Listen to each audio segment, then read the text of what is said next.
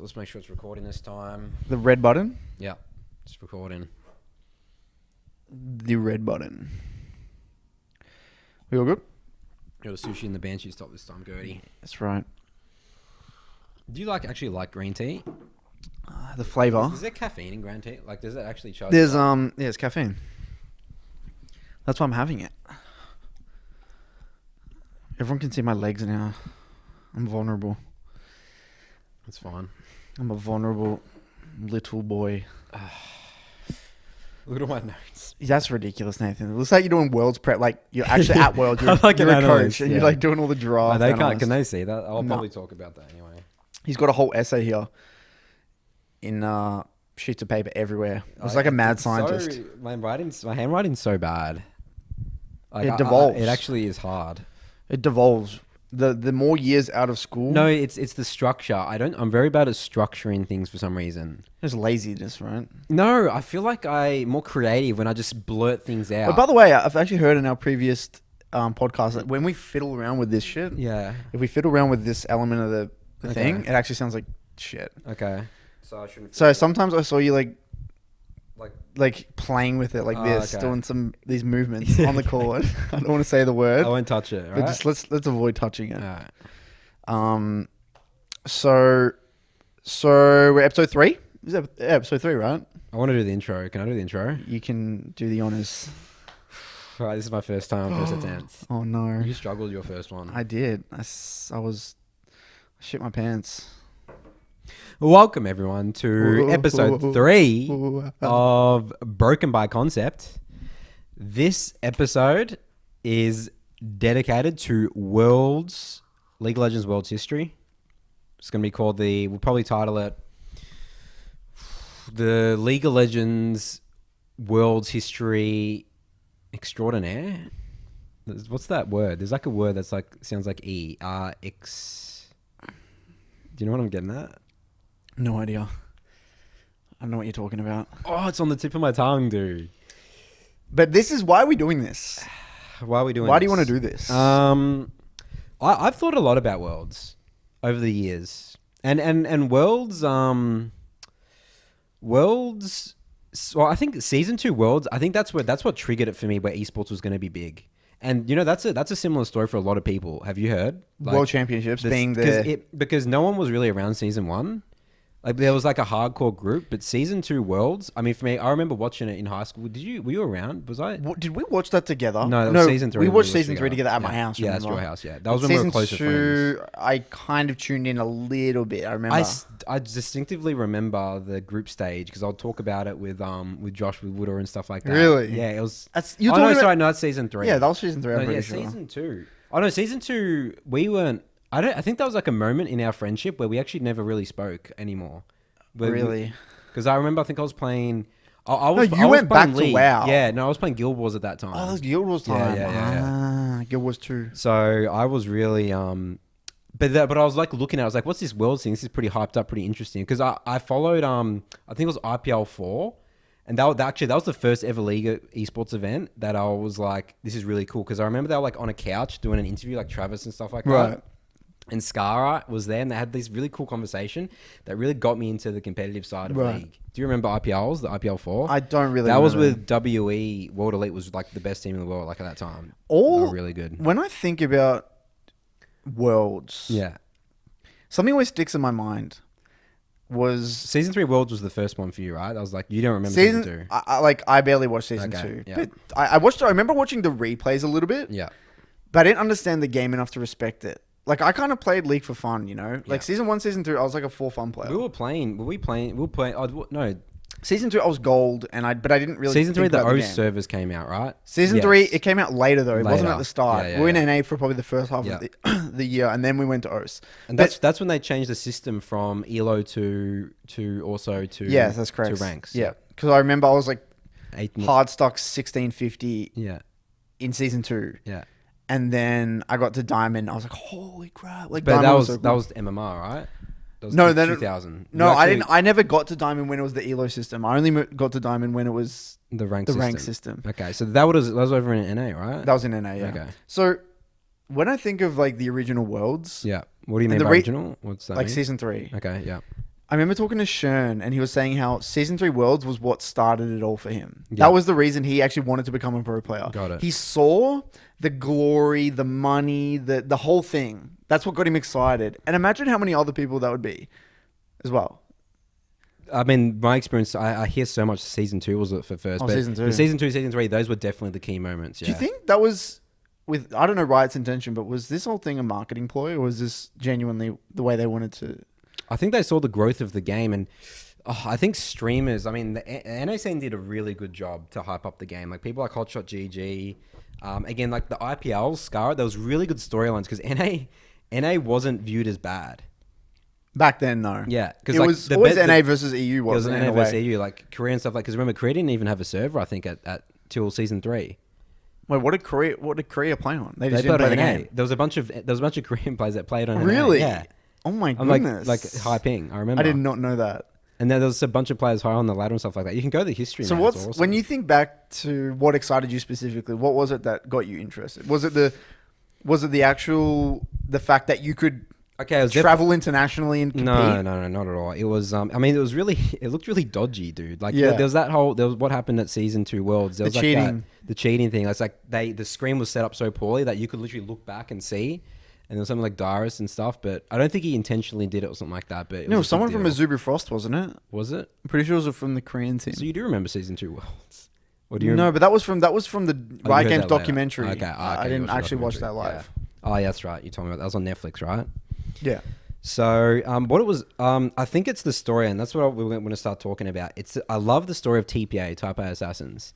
So interesting, isn't it? It's very unique. Curtis, it's a Taiwanese team that won the Season 2 Worlds that's when Korea got their server and they started to... Korea got their server in Season 2. That must be right, yeah. End of Season 2 or in the middle of Season 2? I don't know, because it didn't LCK. What was it called? OGN. OGN, It must yeah. have been around I there. don't recall watching OGN back then, but it would have existed. I think it did exist in Season 2. I'm fadey on this one. I really don't know. So, yeah, it was the story of... Because... Okay, so these were the teams. The teams were... So people don't even... Some people may not even know. TPA won Worlds in Season 2. That's correct, which is a Taiwanese team, which was crazy at that time. Taiwanese team. So the popular Taiwanese team that everyone figured out later, that was Flash Wolves. That was like the big one. Later on, yeah. Yeah, but they obviously never went really deep. So I'm just going to get on my Well, phone Flash here. Wolves always did perform well. They did go relatively deep. They always made it to like quarters. Yeah. I don't think they never made it to semis, but they always made it to quarterfinals. And they was like just lost out. But, I mean, when I think of Season 2 TPA... What's interesting to me is that no one who watched it, who from NA or EU, really knew of how... Well, we actually didn't know about the Korean dominance in StarCraft. Did we? I had no idea. Yeah, because you know how we found out about that later. Oh my Yeah. god, Korea, like they're the best You would hear gamers. that. They have StarCraft, all Yeah. this history. I had no idea about that. Unless Yeah. you were in the StarCraft scene. I could tell you nothing about Korea. I had no idea there was even a gaming culture in Korea. I don't know about you, but I literally had never met a single person from South Korea. I probably didn't think Korea existed on the world map. Literally. I didn't know what it was. And then- all I knew was North Korea. And then you know? they started to hype it up, right? Azubu Frost, or like this crazy team, that sort of thing. It started to become about. Okay, so what happened, Curtis, was so TSM, they gained huge popularity in Season 2. That was the Bay Life and all that sort of stuff. That's when they did the gaming house thing. And what happened is that the first, I think, ever NA versus Korean tournament was, I think, an IM or something small. And, well, not small, it was huge. But Azubu Blaze came over and versed TSM. Ah. And this was like Flame and stuff like that. And they obliterated TSM. Yeah. Obliterated. In NA. Yeah, in NA. They came to NA. It was like a thing. That's crazy. So, but that was before Season 2 Worlds. And then everyone got like serious. It was like, holy moly, like Koreans are actually really good It's at crazy this to game. think Flame was playing in Season 2 and he still was playing like... He plays this season. He's a sub, right? That's where the Flame Horizon meme came from. Yeah, Because Flame he would hit Horizon. 100 CS up like his Vlad top and stuff like that. Oh my goodness. So that's when that first came. So then that's why Season 2 was, because I was following that narrative. I was like, wow. I cannot wait for Season 2 Worlds, because then it's like that happened. It's like, okay, what can happen next? Because TSM I think they were the best team at that time. So I got the teams here. So yeah. So this is Season 2 Worlds. This is Season 2 Worlds. Group A had Azubu Frost, Invictus Gaming, CLG. Wait, Invictus Game, really? Yeah, IG? IG was, yeah. Oh my goodness. I don't know what the roster was though, but Did Name play for IG?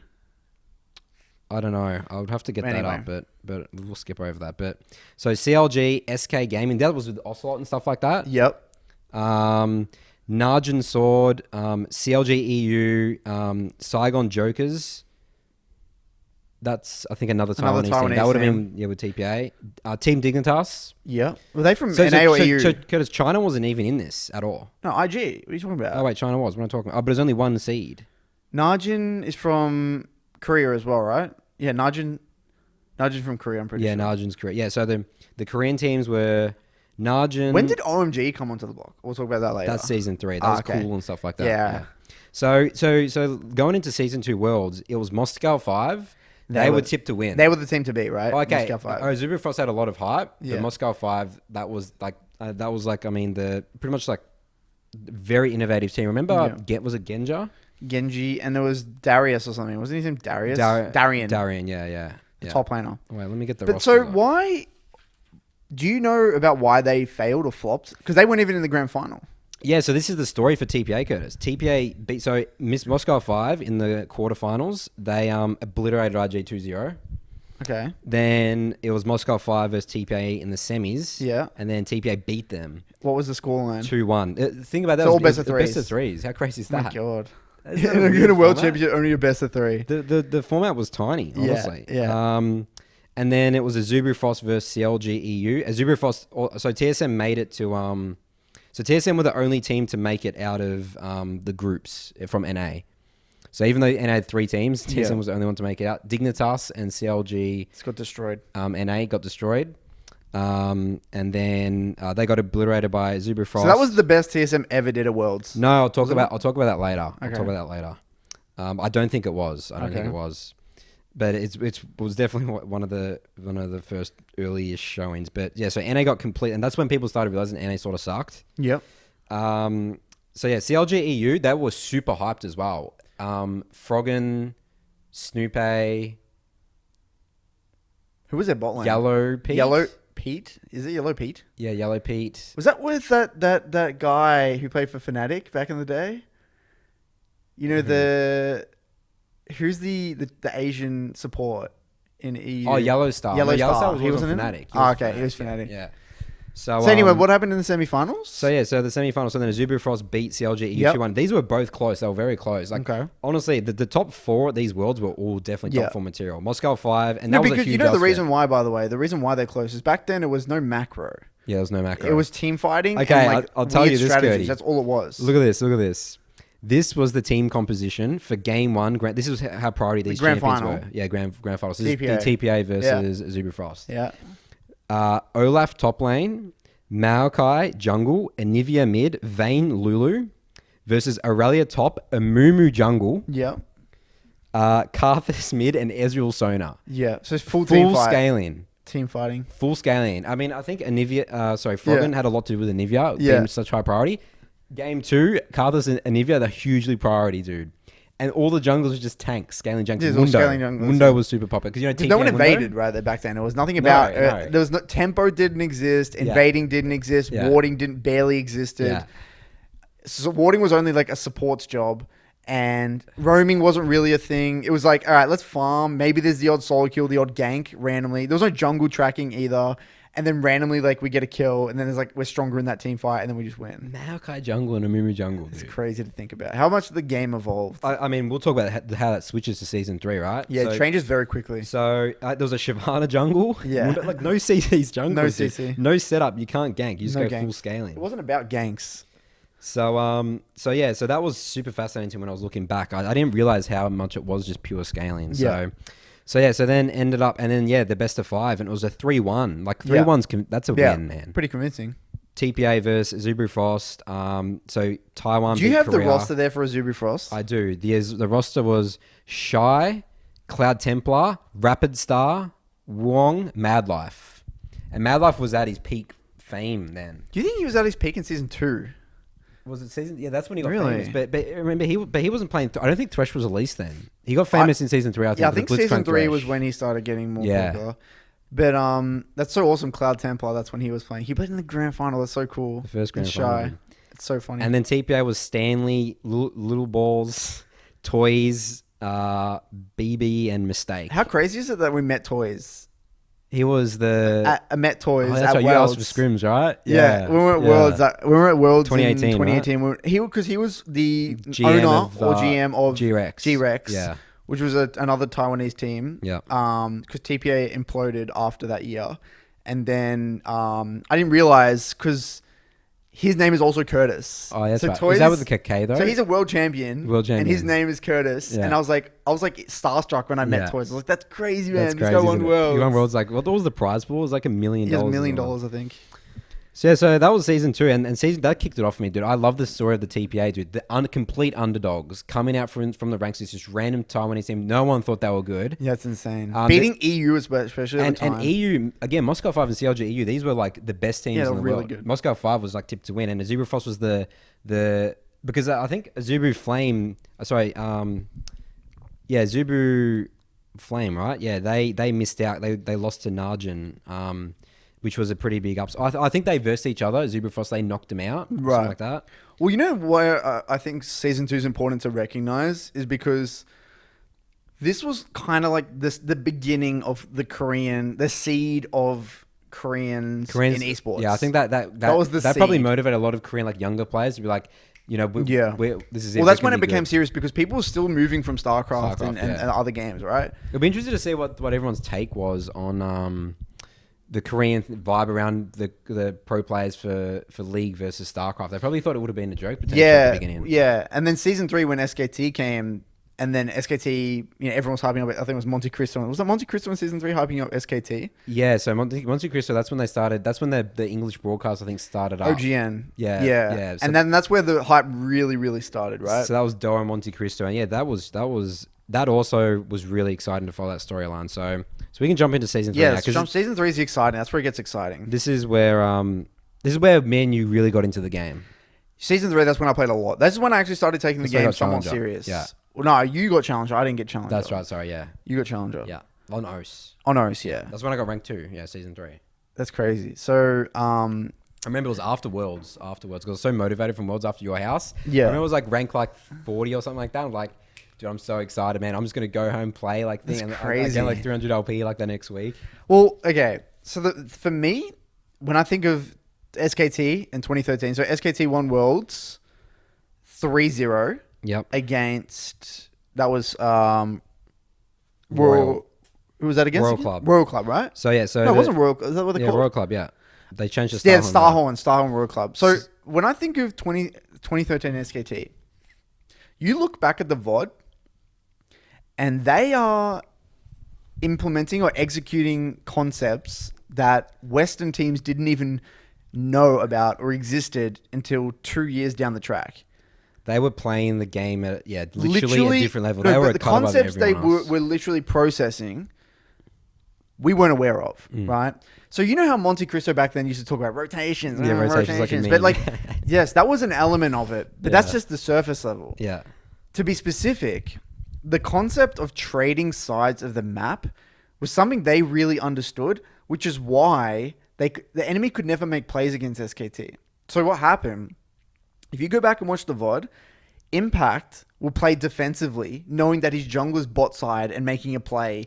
He won't randomly trade aggressively. He won't randomly let the other person or the enemy jungle make a play. And what trading sides is, for those of you who don't know, trading sides is the concept of, okay, if your jungler is on, say you're a top laner, and your jungler is on the bot side of the map, maybe looking for a dive play or a gank or maybe doing dragon on the other side of the map, your job is to, realize, okay, this is not my time to make a play right now. I might get dived here because my jungler's not here to back me up. And especially if your jungle shows on the opposite side of the map, on a ward, or they show on the bot lane, literally going for that gank, the enemy jungler's going to be like, okay, either I can counter that, in which most likely isn't the case because usually if they were going to counter it, that would be there way earlier. Or their other response is I can make a play on the other side of the map as a response play. Think about how logical that is, but no one talked about it. No one did that. No, everyone just thought, I see opponent, I want to go for a kill. Go for solo kill. And so SKT, we actively, you can see it in the gameplay, were aware of this concept. Whether they obviously they didn't call it trading sides of the map, but they didn't make random plays. And this was the reason. If you actually go over the VOD, So this is the grand final you're talking about. This is the grand final. Yeah. So this is They literally SKT versus 3-0'd, and I was looking at the VOD in game 3. They were nearly had every single outer tower by 12 minutes 30 seconds. That's and to put that in that's perspective, very good macro. That's when the game was played so much slower. Yeah. Think about that. Okay. So that's how dominant they were. But let's compare the champion differences. That's different. That's important as well, right? Yeah. Remember how we said in season 2, we had junglers like Amumu, Mundo, Shyvana. That's super priority. Yeah. Now and then mid laners, full scaling, and Ivakathas. Faker started. There was so much in the group stage specifically. Zed into Ari matchups and Fizz and Ari, and then Fizz and Gragas mid. That's what Faker. And there was a lot of Riven. Faker got famous for Riven mid as well. No, but there was a lot of Jarvan and Lee Sin. Jarvan, Lee Sin, and Elise played permanently. It was all pressure junglers. Yeah. Pressure junglers started to come into play. So how great is that flip? Like literally in a space of a year, the game's changed completely. But you know what fascinates me? And I actually mentioned this slightly in the other podcast. You get champions that just have perfect champion design, right? So like Jarvan. Jarvan, if you look back, nearly every single season since Jarvan has been released has been played in either the World Championships or like is literally seen at Worlds multiple times or somewhat prioritized. Think about that. Out of all the games that have been added into the game. Such an old game. His kit is so valuable because of how much utility it brings. Yeah. It doesn't matter what his stats are, whether you build him tank or whether you build him damage with Warriors or Cinderhulk. His engage, his peel, his lockdown is unparalleled. Like, it's one of the best kits in the game. And that's why, no matter the jungle meta, Jarvan always gets seen. It always gets seen. And that is what a good champion design should be. Shouldn't be, no matter the numbers, the kit is just great. And you can always find a way to get things done with that champion. And it's so unique. No other champion does what Jarvan does. It's awesome. I love that. And I was looking back and just thinking wow, that's cool. Yeah, like Elise's and Lee Sin's kits are way more advanced than Jarvan's in a way. Yeah. Like they're more complicated. Yeah. But Jarvan's just like this. I don't know. It's always weird. There's no way we've seen him at this Worlds, right? Like I'm not. I didn't write. I'm not writing him out. I think it's unlikely, but I'm not writing him out. Now, again, another important point to make here in 2013, right? To put it in perspective, Faker's 1 year younger than us. Only 1 year. I don't know. It feels so weird, but yeah, I guess that makes sense. He's only 1 year younger. So, but you know how we say we're so old, we can't play the game. He's only he's a veteran, man. Yeah, he's only 1 year younger, dude, and he nearly made. He started his career at 17, literally. So any excuse you have in your mind, I'm like 24 and I still can't play the game. He's 24 now, and still playing at the highest level. Still playing at the highest level, and one of the best mid laners in the world. Up there. And to put that in perspective, now in 2013 he was 17 years old. Uzi, AD carry on the other team, was 16. He's born in 1997. Yeah. Just put that in perspective. You're on the world stage playing at the highest level. 16, fame. And he innovated. And he literally innovated the way to play mid lane. And he's 17. And Uzi, again, at the peak of AD carry, the hardest role back then was 16. Interesting thing about that, guys, you know how we talked about in the last couple of podcasts, the importance of solo queue over being a competitive player. Faker, rank 1 solo queue, literally plucked out of solo queue. Literally, remember his first game? He solo killed Ambition mid. Yeah. And Ambition was one of the best mid laners in the world. He literally looks like an outplay. Remember, it was Nidalee into Kha'Zix, and he evolved. He evolved and just died. So you see the solo queue, he innovated just from being incredibly good at the game. Remember, he was a normal games player. He played a lot of normal. He was rank 1 MMR in normal games or whatever. Yeah, he just grinded. Switches to ranked, gets rank 1, and then he's everyone's copying. He's playing Gragas, Zed. Dude, put the mic next to your mouth. Sorry, I always mess that up. So yeah, that's that was the rise of Faker. That was crazy, dominance, man. That was so awesome to watch. I want to read out to you the group stage, by the way. These are the teams that were in this thing. So there was only 2 groups. There wasn't 4 groups. There was only so it was weird the way that it worked. If you were if you finished number 1 in your region or something like that, you would skip group stages. Wait, but that doesn't make sense. It doesn't make sense. SKT did they win that season 3? I actually know nothing about the group because stages. Naj and Black saw they dodged. But I swear Najin versed SKT in the semis or something. Yeah, that was super close. That was a close one, yeah, right? that was really close. Yeah, so I can show you this here, but this was the group. So, group was A. Was that mid laner Goong or something? Gong or Goong? Do you know there's Najin's mid laner? I didn't write that down. No. Oh, okay, it's all good. So SKT, OMG, that's when Cool. They were very They good. were very good. So They this were is very where good. China started being good. I think they were the first like Chinese team. Oh no, sorry, WA was the first Chinese team that started doing really good. And then they Star dropped Home off. Royal Club. Remember that was just called Royal Club at this Royal stage. Club. So Lemon Dogs, that's the EU team. That Yeah. was with That was who Nuke Duck? Nuke Duck, yeah. Nuke Duck. Yeah. And this is when Deficio was playing, Yeah. Was he playing Deficio was a player. on but Lemon Dogs? he didn't play for Lemon Dogs. He played for Copenhagen Got it. Wolves or But something. they Oh, no, he played for Nip. Was it Ninjas in Pajamas. Ninjas in And then Pajamas. that was his final year as a player. And then the year after, he became a caster. Got it. Man, that was so early, But man. you know, he actually tried to be a coach or something.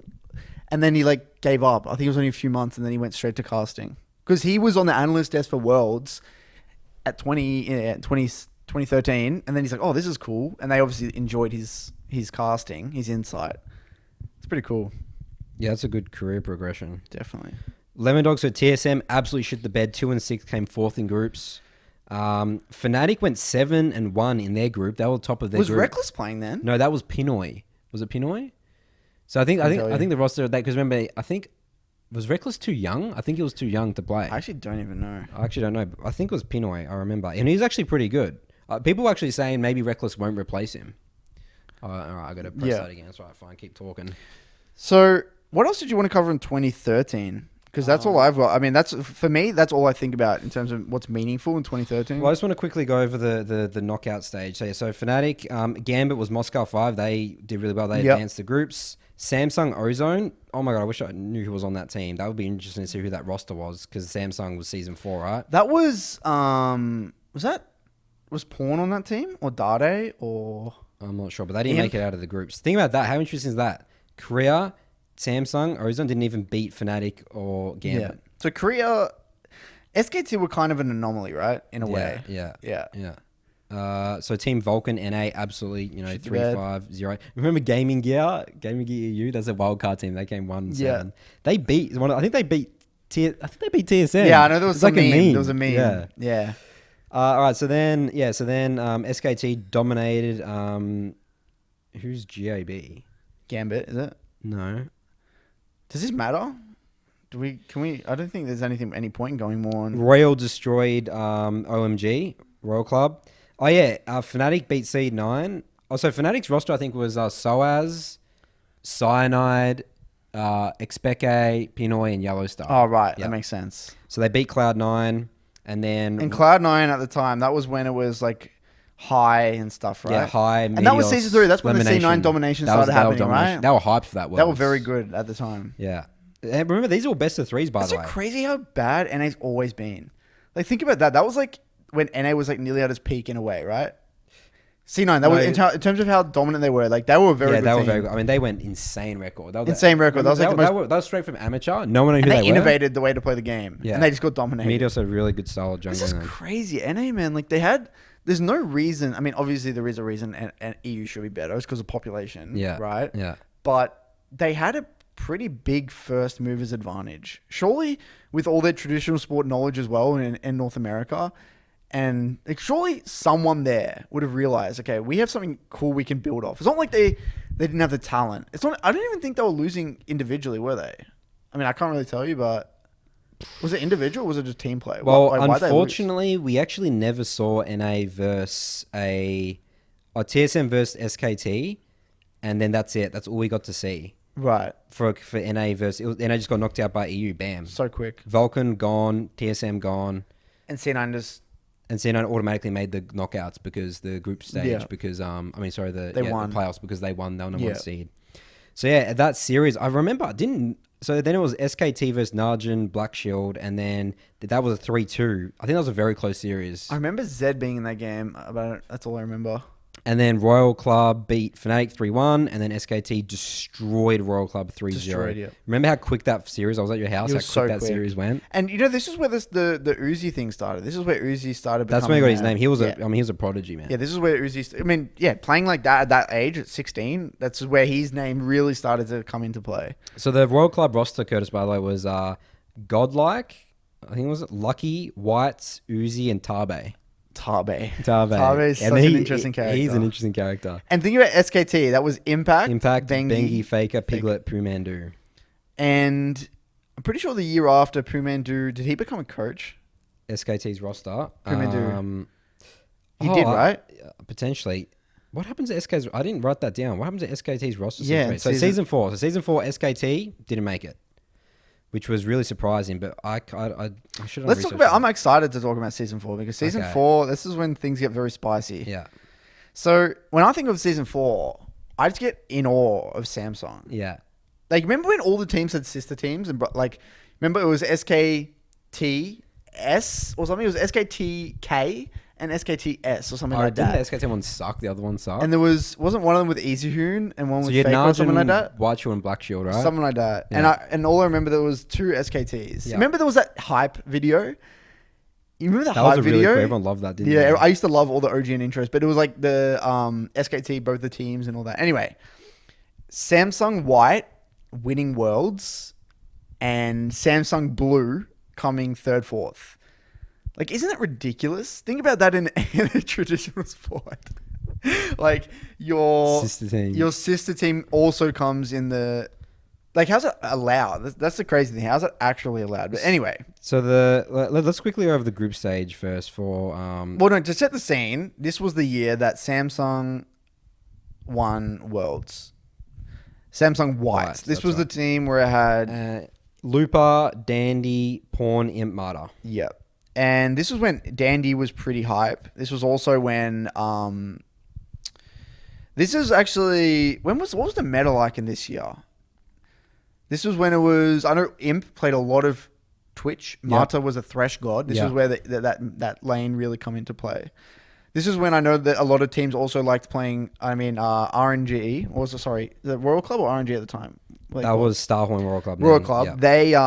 Their roster was Cola, Insec, Korn, Uzi, Zero. And I remember they always used to play... Like, they tried to play like Lulu mid and like buff up Uzi and make him 1v9, but it just didn't work. Yeah.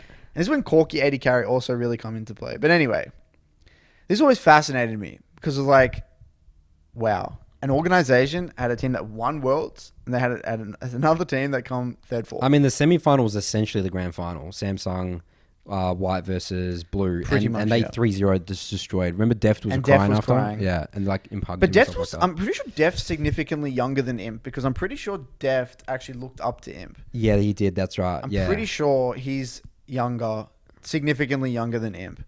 And Imp was kind of like a role model to him. And that he talks about that. I think he spoke about that recently in an interview. And he was saying in an interview now that Deft wanted to be like that role model for people in his team. Because you know how they have like that young support carrier now? He's like 17, that carrier guy. And they're going to Worlds, right? But anyway. I don't know him. So I feel like Deft was pretty much as good maybe mechanically, but Imp just had way more knowledge. I also found like he also had a better support. Marta was significantly better than it was. Marta's hard, one of the greatest players at his peak to play the game. When I think, yeah, me too. If I would like, you know, sometimes there are people pick like an all-star team of like a roster. Yeah. In like a traditional sport like basketball, you know, I have Michael Jordan, Scottie Pippen, then I have like Larry Bird and like, you know, all the Kobe Bryant, whatever. If I were to have each player at their peak, you would have to have Faker. Yep. You can't really deny that. No, he's definitely mid-laner, yep. You would 100% Marta. Yep. Yeah, who'd have to be? Uzi at his peak. Yep. What about in terms of top laner? This was just hard. Because I actually was a massive fan. Remember Smeb? Smeb when he was at his peak? I think it's Smeb, yeah. Was that when he was on Rocks Tigers? Was it Rocks Tigers, right? Or Crew Tigers? Smeb was on the... You know how right with the 2016... You know the top 20 players? Yeah. Smeb was number 1 on their list. That was in 2016. 2016. This is the list for 2016. Wait, 2016. That was when it was... Who was Smeb playing for then? Smeb was playing for Coup. Like those are GE Tigers that become Coup Tigers. Ah, okay. And they actually came 3rd, 4th that year. Yeah. Because that was the year before they versed SKT in the grand final, right? Yeah. So this was the 2016 top 20 playlist, by the way. Just things. So Smeb, Faker, Deft, Clear Love, Peanut. Right. Okay, let's jump back. Yeah, so let's jump anyway, back to this. 2014. Yep. Now, when I think of this as well, I feel like this was the first proper season where the game actually started to be more about the map and not about the laning phase. This is when lane swaps really started to come into play. This is when it was incredibly complicated lane swaps where level 1, you had to deep ward Yeah. to see if they were swapping level on. Yeah. So the reason people could get away I with remember the deep ward, Twitch and like weak laners was because you could lane swap level 1 and there was no tower plates, and the top tower was equally as weak or strong as the bot tower. So there was no Didn't matter. disadvantage of swapping top. So your job as a team in terms of competitive macro, your whole team had to be incredibly all understand how the lane swaps worked. And the funny thing is about lane swaps is what used to happen, right? Because top laners could just get dived by the enemy AD carry support in jungle. They had to double jungle and get like level 2 sometimes with the jungle. They had to do 3 camps with their jungler and get level 2, that was remember? Season 4, wasn't it? Yeah. So you had to like double jungle, and then the jungle would like sometimes escort you and maybe protect you for a dive, help you catch that wave, and then you could like navigate the that lane was probably pretty easily. that stage. That's when Riot started like really changing the game. I think that after that season, that's when Riot started to enforce a meta. Yeah, because they realized that it got out of control. Because the game started becoming too complicated. For the new player. But in saying that, I do believe that was when the game was actually it was fun to watch. That's all. Yeah, I think it was awesome. Because I actually liked it when it was a bot centric game. You think Because so? you know what happened? The game is now every season. The game is less about bot lane. You know that. So every season now, it's more about like mid jungle. It used to be season 2, like all these seasons, season 2, season 3, season 4. It was hardcore bot lane. It was all about mechanics, winning lane, bot lane. It was all bot lane favored. That's why as well, Uzi could like carry. Imp and Marta would carry largely. Yes, we saw things like we saw a lot of like Rumble top. We saw a lot of Renekton. We saw like Elise Renekton. We saw a lot of aggressive top side.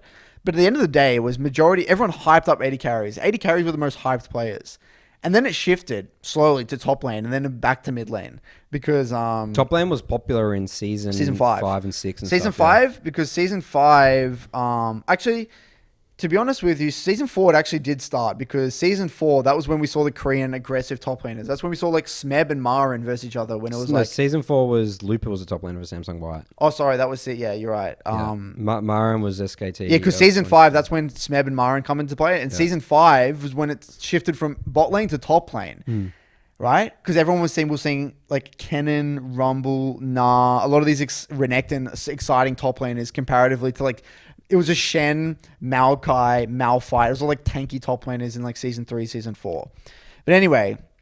Can I read out the group stage for season 4, by the way? Again, I love the group stage. Why do you like the group stage? I love it because the best of ones I think is so interesting to me. Okay.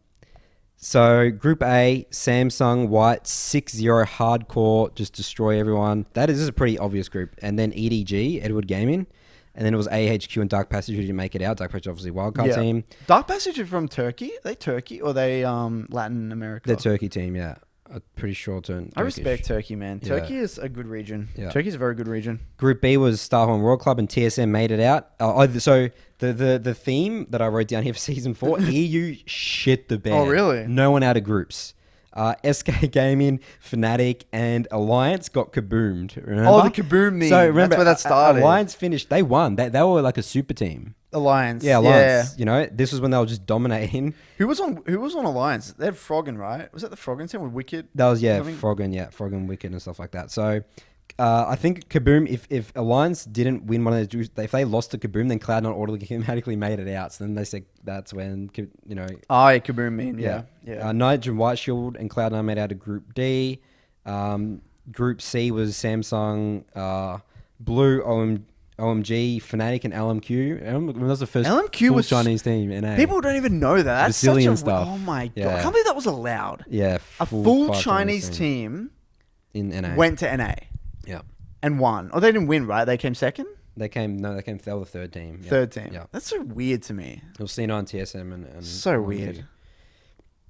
So that was actually very different. That was before the import rules, right? So you could they changed it after that season. Yeah. Oh, that makes so much sense actually. Okay. Yeah.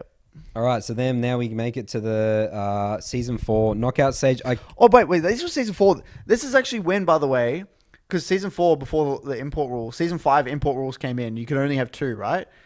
And season 5, that's when teams started getting Korean imports. Season 5 was when Korean imports started.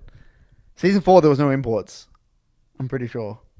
I mean, I think there was one team that did a weird Korean import. Was it CLG in NA? There was that one Monte Cristo when he worked for CLG. Oh yeah, sorry. In season what 4. was his name? He was so hard when he came to And Korean guy. but he shit the bed. And he actually Yeah. stuck around for ages and learned English. I've But actually he was forgot like his kind of name. toxic. I forgot that guy's name. Yeah. But that was the only import, wasn't it? He was the only Korean import into NA. Yes, at that time. And yeah. then season 5, that's when like the surge started. Yeah. Yeah. Knockout stage now for so this is when I thought TSM has their best ever performance at Worlds, by the way. Season 4. 2014. Who was on the season 4 TSM roster? Amazing, Dyrus, Lust Boy, Wild Turtle, and Bjergsen. Oh my god, dude. Wait, Was this Dyrus' last season? No, it wouldn't have been. No way. I think it wouldn't have been, no. I think 2015 was. Okay. I should know that. TSM took a game off Samsung White, and the series was actually not that one-sided. Really? Yeah, if you go back. I remember we were at Where did we watch EB the Expo. games? We were at EB Expo. Ah. And we were watching that. Remember, like, with all the crowd and stuff like that. And I remember sitting there thinking, "Oh, holy shit, TSM! Oh my god, they don't look completely gapped by Korea here." And that's where I think that TSM that was the best showing they've ever had at Worlds. But this was before groups. TSM started to overcomplicate things. Wait, they had Lust Boy. They had an import, dude. Oh, they had import. Oh Yeah. wow. So season 4 must have been imports. Yeah, Fascinating. yeah. But you know what's fascinating as well is that this was just them playing the game.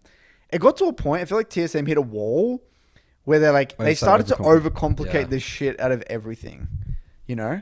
I think all of NA did.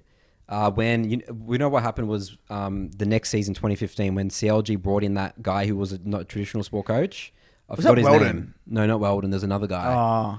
And everyone was like, we need sporting directors. because and they stuff. won, they dominated. So remember CLG? They didn't 3-0 TSM. That was the one that was when they had that was that weird roster. They had like Nien and Link and stuff. Was that season? I don't know. No, it was. I'm pretty sure it was Pro Belter, Double Lift, Oh, Pro Belter. Afromu. Double Lift. That was when they had Double Lift and Afromu. Yeah, you're right. Huni? Anyway, So Huhi? Huhi. Also, no, Huhi was the mid laner. It was Yeah. Huhi, yeah.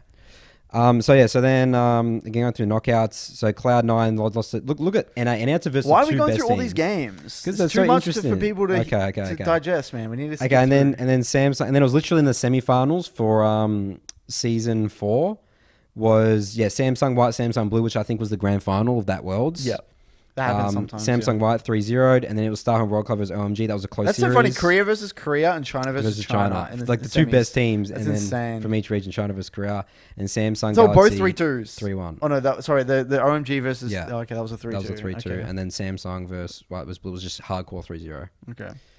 Interesting. So is there anything else you got for season 4? That was a very interesting season. Yeah, that was again. I think you had a good point there. Was when Oh, also that's when playmaking support started to come into play. Really, that was when it wasn't just like enchanter supports, because we used to see a lot of Janna, Lulu, things like that in season 3. Season 4 was when we started seeing Thresh, Alistar, Shen, and just playmaking supports. The game actually completely shifted in season 4 to an aggressive style. You know, it was actually that was when the Korean aggression really come into play. I think. Or was that season 4? Sorry. No, sorry, that's season 5. I'm getting mixed up here. Yeah, season 4 we did see Thresh and stuff like that, but there was still a lot of enchanters. But season 5 is when it really changed, because that's what I've actually got here. And you know what's fascinating? You know another champion that's basically seen in every season, no matter what, is Renekton. Yeah, Renekton, if you look back, season 3, season 4, season 5, it's literally banned or picked in the first phase. Now it's back as well. It always has. Renekton is again. You know why? Point and click stuns and champions with mobility as well with a point and click. You can't put a value on that. Point and click stun broken by concept. Is broken by concept. Gap closes are broken by concept. Yeah, sometimes. Yeah, I just know they're flat out back. So a champion with a gap closer stun versus not with a point and click stun with a gap closer, that is ridiculous. Because the amount of gang setup, that's where at least Renekton started to come out. You know, all these, it's so much gang setup, it's ridiculous. Anyway, season 5. Now, this is what I got here. This is where the real Korean aggression started, because this was where the top laners started getting all the focus. Smeb and Maren. Smeb was like the person everyone was looking at heading into season 5. Playing the top lane. So that was Q Tigers, Smeb. Yep, Q Tigers playing Smeb, and that was when it was all like Rumble meta. It was like more carry tops. It was a carry oriented top lane meta, and we never really saw carry oriented tops before. We kind of did, but it really wasn't until this season. And this is when junglers again were like they were basically first picking Rek'Sai. I was looking at the games, they're literally like super high hardcore high pressure That junglers makes because sense. topside like it was like Rumble Rek'Sai or J4 Rumble and like Kennen Jarvan. It was like a lot of like crazy gang setup and early aggression. And this is where again the heavy aggressive playmaking supports came into play. Alistar, Shen support, things like that. And in my opinion, actually, Season 5 League of Legends was the pinnacle. Of performance? In terms of balance. When I think of like the way when League's the most fun, I think of Season 5 because we had really unique, interesting mid picks. We saw like things like Kassadin, Ryze. So you could play like the supportive side with Lulu mid, or you could also play hardcore scaling mids like Kassadin and Ryze. We also had what were people picking into Kassadin? I think that was when we saw a bit of Jace mid and things like that. Got it. But I'm That not makes 100% sense. sure because I just saw, I think one of the matchups I tuned into with Faker, it was like Kassadin versus Ryze. Got it. But anyway, then so you have a somewhat playish make. There's a lot of utility but playmaking potential in mid, which is not some crazy early, like crazy assassin. Then we have like utility / team fighting, early aggression through top lane. It's like kind of like off tank, like Gnar, Kennen, Rumble, Renekton. We have aggressive junglers, which I love. I love aggressive junglers in the meta. Absolutely. Who can make plays happen. That's exciting to watch. Yeah. And then the game wasn't about like a 20-minute farm fest to like 80 carries, get 3 items, and then we just team fight. It wasn't about that anymore. And this is actually what I got super excited about League actually in Season 5. And I loved watching competitive play here.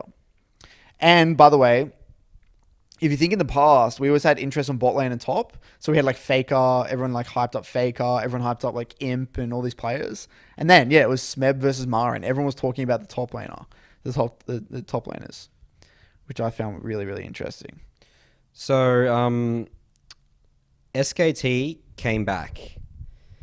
The only people that were still on the roster from there when they were the most dominant was Bengi and obviously Faker, right? So the roster for SKT in 2015, what was that? Marin, Bengi, Faker, EasyHoon. Bengi actually at his prime was pretty insane in terms of an intelligent Bengi player. isn't talked about enough. Bengi's not talked about, but because he was always in Dandy's shadow, wasn't he? Wasn't Dandy the hype jungler?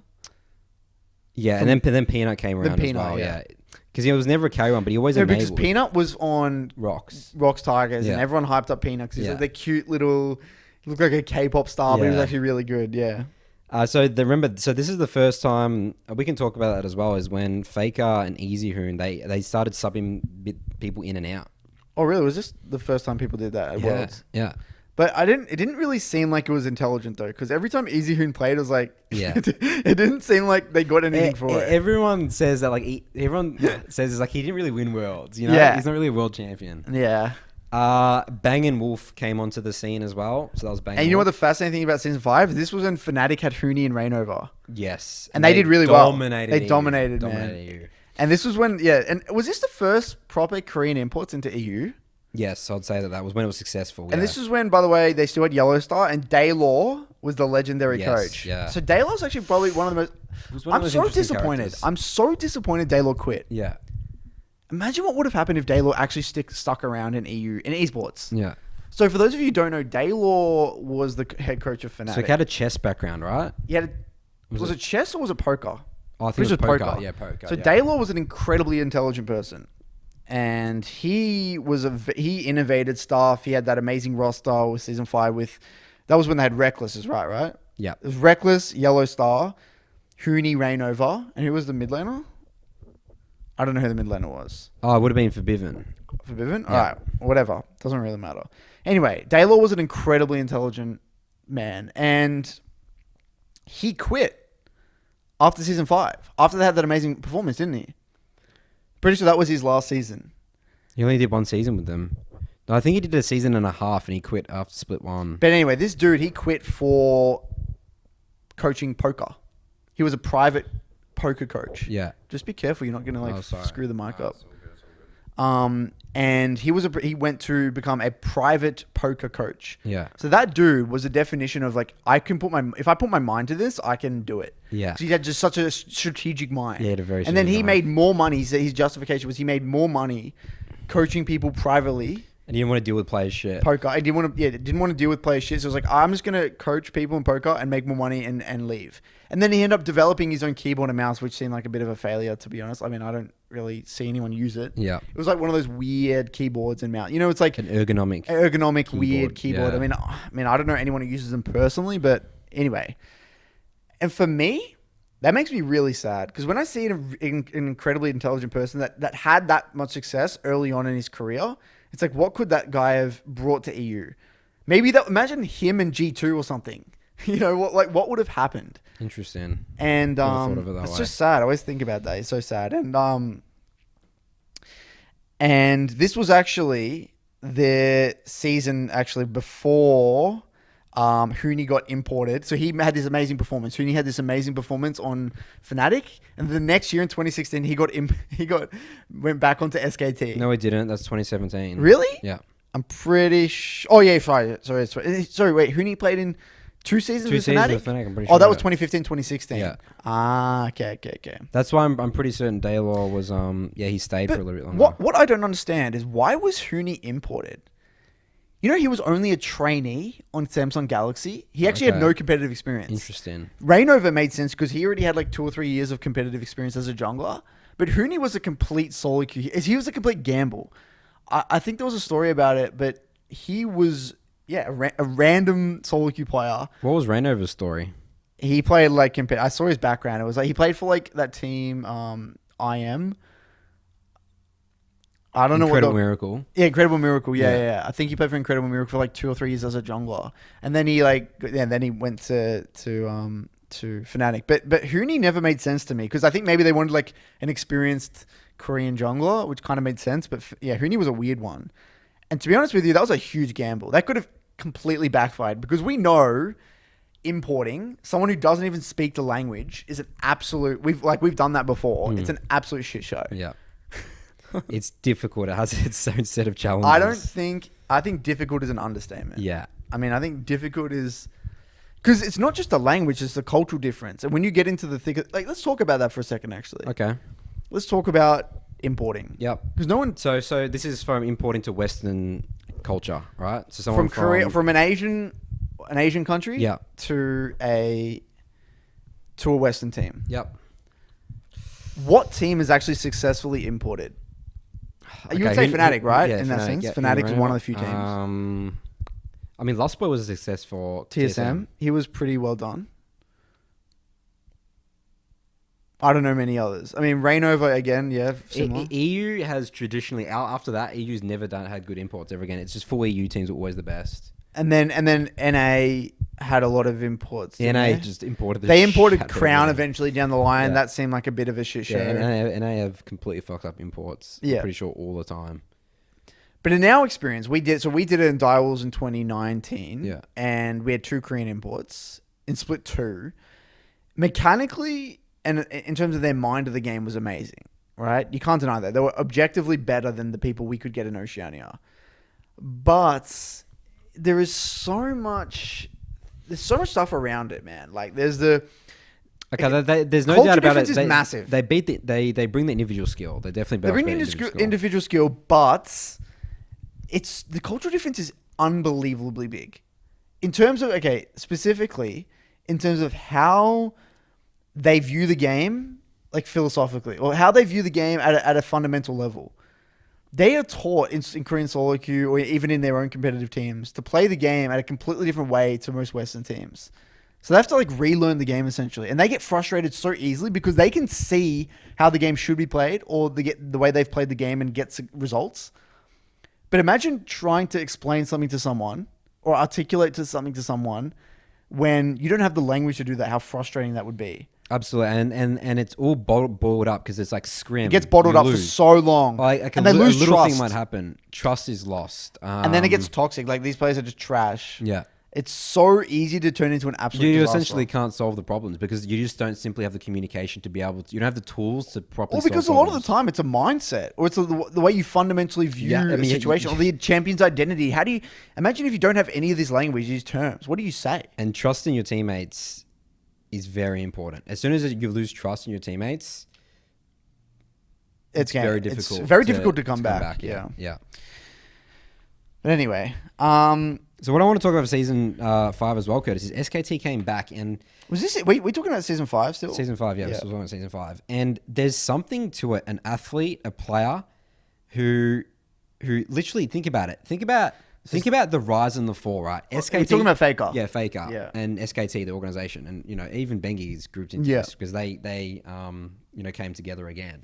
So you're the most hyped. People calling you what is it? Unkillable Demon King in season 3, best player of all time, like just domination. Season 4, you don't make worlds. So you're from the top Yep, top to to like the rock bottom. Yeah, to rock bottom. Yeah. And then the next year, And then you come back and then with the same team and win. with the same organization, with your same jungler, and you come back and you win, and you beat a Super G Tigers. Crew Tigers was very hyped at that time, by the way. They were. So Crew Tigers was Smeb, Hojin, Kuro, Prey, Gorilla.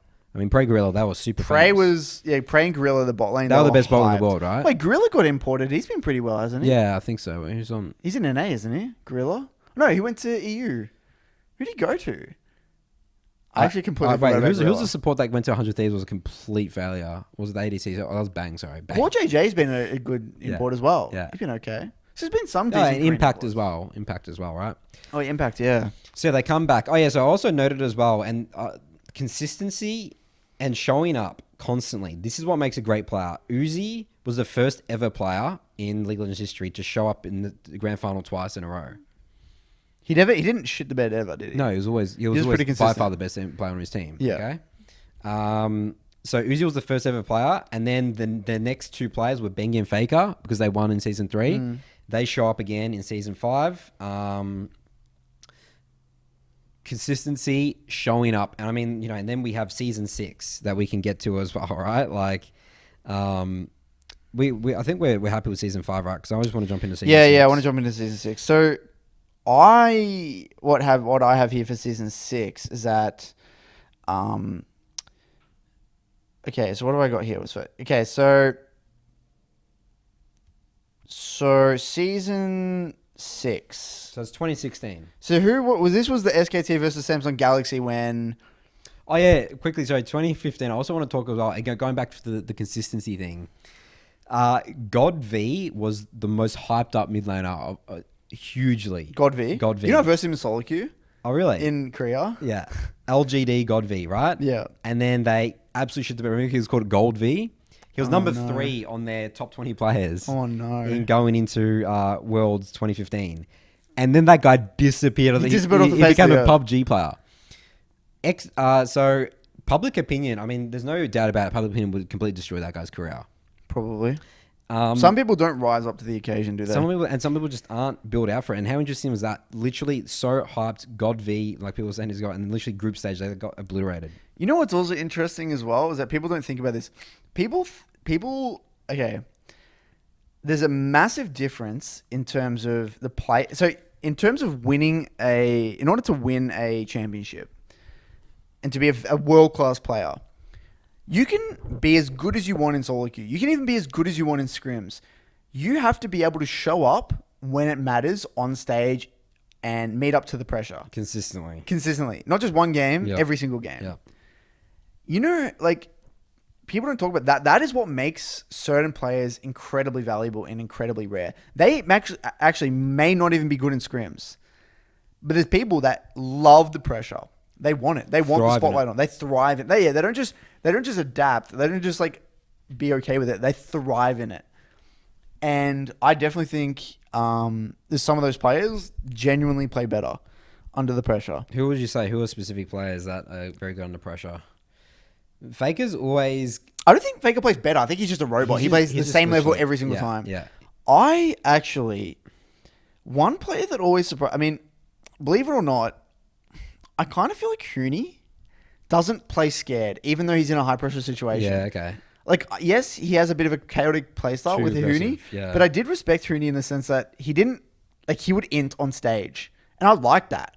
I like that he was always this aggressive player no matter what. Like, he wasn't going to just randomly play like a bitch just because he's in a high pressure situation. And I actually really respected that. Yes, he didn't play the best all the time, but I respect that as a player. Off the top of my head, I think Crown was incredibly consistent. Crown just really impressed me as a player back then. But we'll get to that in a second, actually, because I do want to touch on Crown later on. Now, talk to me about 2016. What have you got here? So 2016, SKT are back. Wait, so you sure 20 season 5?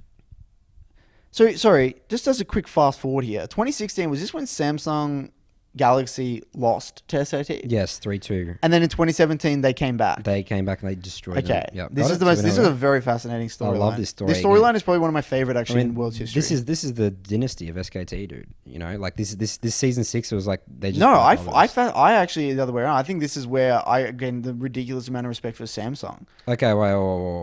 Man, we'll go to season 6 or season. Let's just start with season 6. Right? Start with season 6. All right, season 6.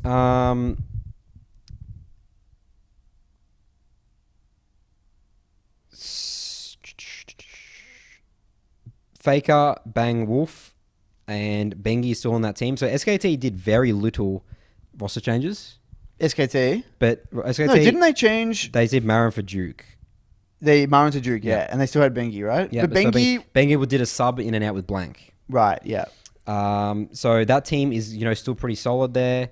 And then Samsung... that was just called Samsung because of the sister teams. Samsung Galaxy. Samsung Galaxy. Yep. Cuvée, Ambition, eventually he switched from mid to jungle. Crown, as you were talking about, Ruler, and Core JJ. And Core JJ was on Team Dignitas on NA, right? What? Yeah, Team Dignitas. Oh, he was. NA. And he comes, literally, the Dignitas did terrible, right? He wasn't even thinking. He went from Dignitas in NA to Samsung, and then made the finals. Yeah, made the finals. Wow. You know who also came third, fourth in respect? Rocks Tigers came third, fourth that year. Okay, I didn't know that. So they made the grand final. They kept the exact same roster. Rocks Tigers kept the exact same roster. There was like Smeb, Kuro, whatever. Kuro, Origin, Prey, Gorilla. And they came... so they went from the grand final and then they came third the next year, which is incredibly impressive in my opinion. I respect that a lot. Props to them. And this was actually the mid-meta where... This is actually where the Jin Tam became OP. Yep. Jin Tam. I remember this vividly. It was always the same. It was Jin Tam, it was Ash Zyra, it was like Kate Karma or Kate Morg. It was that. This was a very weird meta, and this is when it was like Azir, Victor, Cassio meta or Orianna, things like that. And this is actually okay. Yeah, the main point I have was about Samsung, so you can go on to talk about what you had about SKT. So I love the group stage. I talk about it all the time. NA. Only C9 came out of the groups. TSM failed once again. CLG so TSM didn't even make out of groups. They did not make it out of groups. Yep. So just pretty standard. It. So the year before that, 0 NA teams made it out of groups. I forgot to talk about that. So disgraceful, man. So out of group stage we had Rocks Tigers, Albus, Nox, Luna. Nox. Remember that? So Albus they beat Rocks Tigers. So remember Albus Nox were the team that played WoW? Was that team? Yeah, that team. They couldn't scrim. So Albus Nox just played WoW 24/7, right? Wildcard. Because they had no scrim partners. No one wanted to scrim them. Dude, they had G2 and CLG in that group. CLG was coming off there. That was that year that they... Is that NA CLG or EU CLG? What do you mean? NA CLG? CLG EU was gone. That was way gone, This right? double lift. Oh, yeah. So group stages. SKT, Cloud9. Yep. Flash Wolves didn't make it out of groups, interestingly, that one. H2K, EDG, AHQ, Ints. So you know H2K came third, fourth that year? Yeah. Because, how weird. Because because they lucked out by getting matched with Albus Nox. So they instantly made it. So we'll go into the knockouts thing now. But they had Yankos. Yankos played on H2K. Yankos is such an interesting player, eh? He is. He's such an interesting player. He's been around for a long time. He played a rock ad as well, dude. I actually had a conversation with Yankos. I mean, about Yankos on my Discord with someone. Really? And I said that... Explain. Yankos is not the type of jungler that you generally see stick around for a long time. Because if you think about it, junglers is one of those roles where It's not like it used to be where you could get away with being a very supportive style jungler. That's kind of what the game used to be. It used to be played around, and now jungle's an incredibly important role. I always thought Jankos wasn't, and people even thought, Jankos wasn't that carry style jungler. Usually carry style junglers are similar to laners, where you can teach a carry jungle to be supportive, but you can't teach a carry jungle to be aggressive in a way. Yes, that's right. And when I saw if I were to go back in time and see Jankos, I would never think that guy's going to have an amazing career. I would agree, especially like his rock out days and stuff like that. Yeah, rock out, yeah. HGK, he does his job, but nothing special, nothing jumps out at you. If you're going to think of like a player who's going to be around for a long time, you'd look at Peanut and be like, okay, he's a young kid, he has a lot of potential, like he did well already. I mean, yeah. And he's kind of the opposite. Yeah. And that fascinates me with Jankos. Why is that the case? Why was he... And you know what the conclusion I came to? Is that he was just so clear on his identity as a player. He all-ined on it. He's like, okay, I'm going to become the master of this. Yeah. I need to find a team that I can be me. I'm not going to pretend that I'm going to be that other style of player. Yes, he can obviously play aggressive champs when he needs to, but... He's definitely not a carry, and he never has been a carry on G2, right? He's definitely an excellent piece in G2. He was probably the one that... No other jungler can... I mean, there's not many junglers that could fill that void. I think I see him watching play. You watch Jankos play now, he's actually does incredibly inefficient, weird stuff. Yeah, I love for that. his laners. Yeah. He just the way he plays, because his laners play like psychos. Yeah. He's the one who bites the bullet a lot of the time. And he does his job. Yeah, it's a good point. I love that. I haven't thought. And he's the one who's had a crazy career. And we're talking 2016 here, and they came third, fourth. Yes, it was a bit of luck, but they still got there and made out of quarters, Yeah. But and had a decent crack. But that always just sticks to me. And also, so you're saying HJK made the semis, right? They made semis. Right? Yeah, they made semis. And I always think of 2016. If you guys want to laugh, or if you want to see a painful experience, go to Game 5 of SKT versus Samsung in the Grand Final and go to 36 minutes and 15 seconds in that game, and you'll see Ruler. This is the game. It's Game 5. Game 5. Ruler literally looks like he's intentionally feeding in a Game 5 of the World Championship. He literally runs it down mid.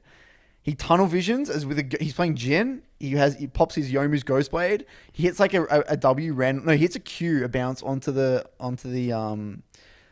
bang, and then he goes up for like a weird auto attack or something, maybe with like a rapid fire auto or something. He runs it down tunnel visions, gets trundle pillared, and flashes, and his team just dies. And then SKT get Elder and Baron, and they win the game. And it was so weird because Ruler was playing so well, and he was such a great player, and he made that mistake. And if you look at that mistake, that would be so incredibly painful. That's in your career. That can be some people's career. Yeah. And I mean, I don't want to go too far here, but Samsung keep the exact same roster after losing in a painful Game 5 and win Worlds the next year against SKT 3-0, wasn't it? Yep. So wow. Just to finish up, 2016, again, going for player consistency. At this point, Faker and Bengi have been in 3 grand finals. They have won 3. They're 3 of 3. And Bang and Wolf have now won 2. They went back to back, winning. So, who? So Bengi and Faker. So Bengi, Faker, Bang Wolf, that core. Oh, they went back to back. They went back to back. Yeah. So they beat Crew Tigers, then they beat Samsung. Yeah, that's right. That's correct. Which is just, it's incredible. It really is. Especially Korea is so competitive, right? With all these, like Crew Tigers, the Smebs and the, you know what I mean? And then this Samsung. Also, season 6, okay? It's that same season where Samsung, came second.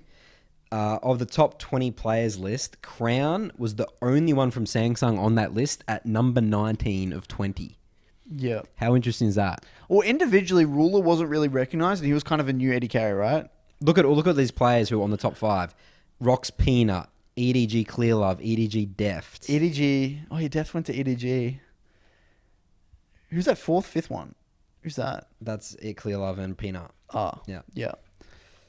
All right, let's go 2017 Okay, now. so I always think of that Game 5, SKT just won, and it looked like, that just fascinated me. Then I always think of that narrative where Crown, he grinded in that offseason. He had that incredibly painful experience. He played like thousands of hours of solo queue or something ridiculous.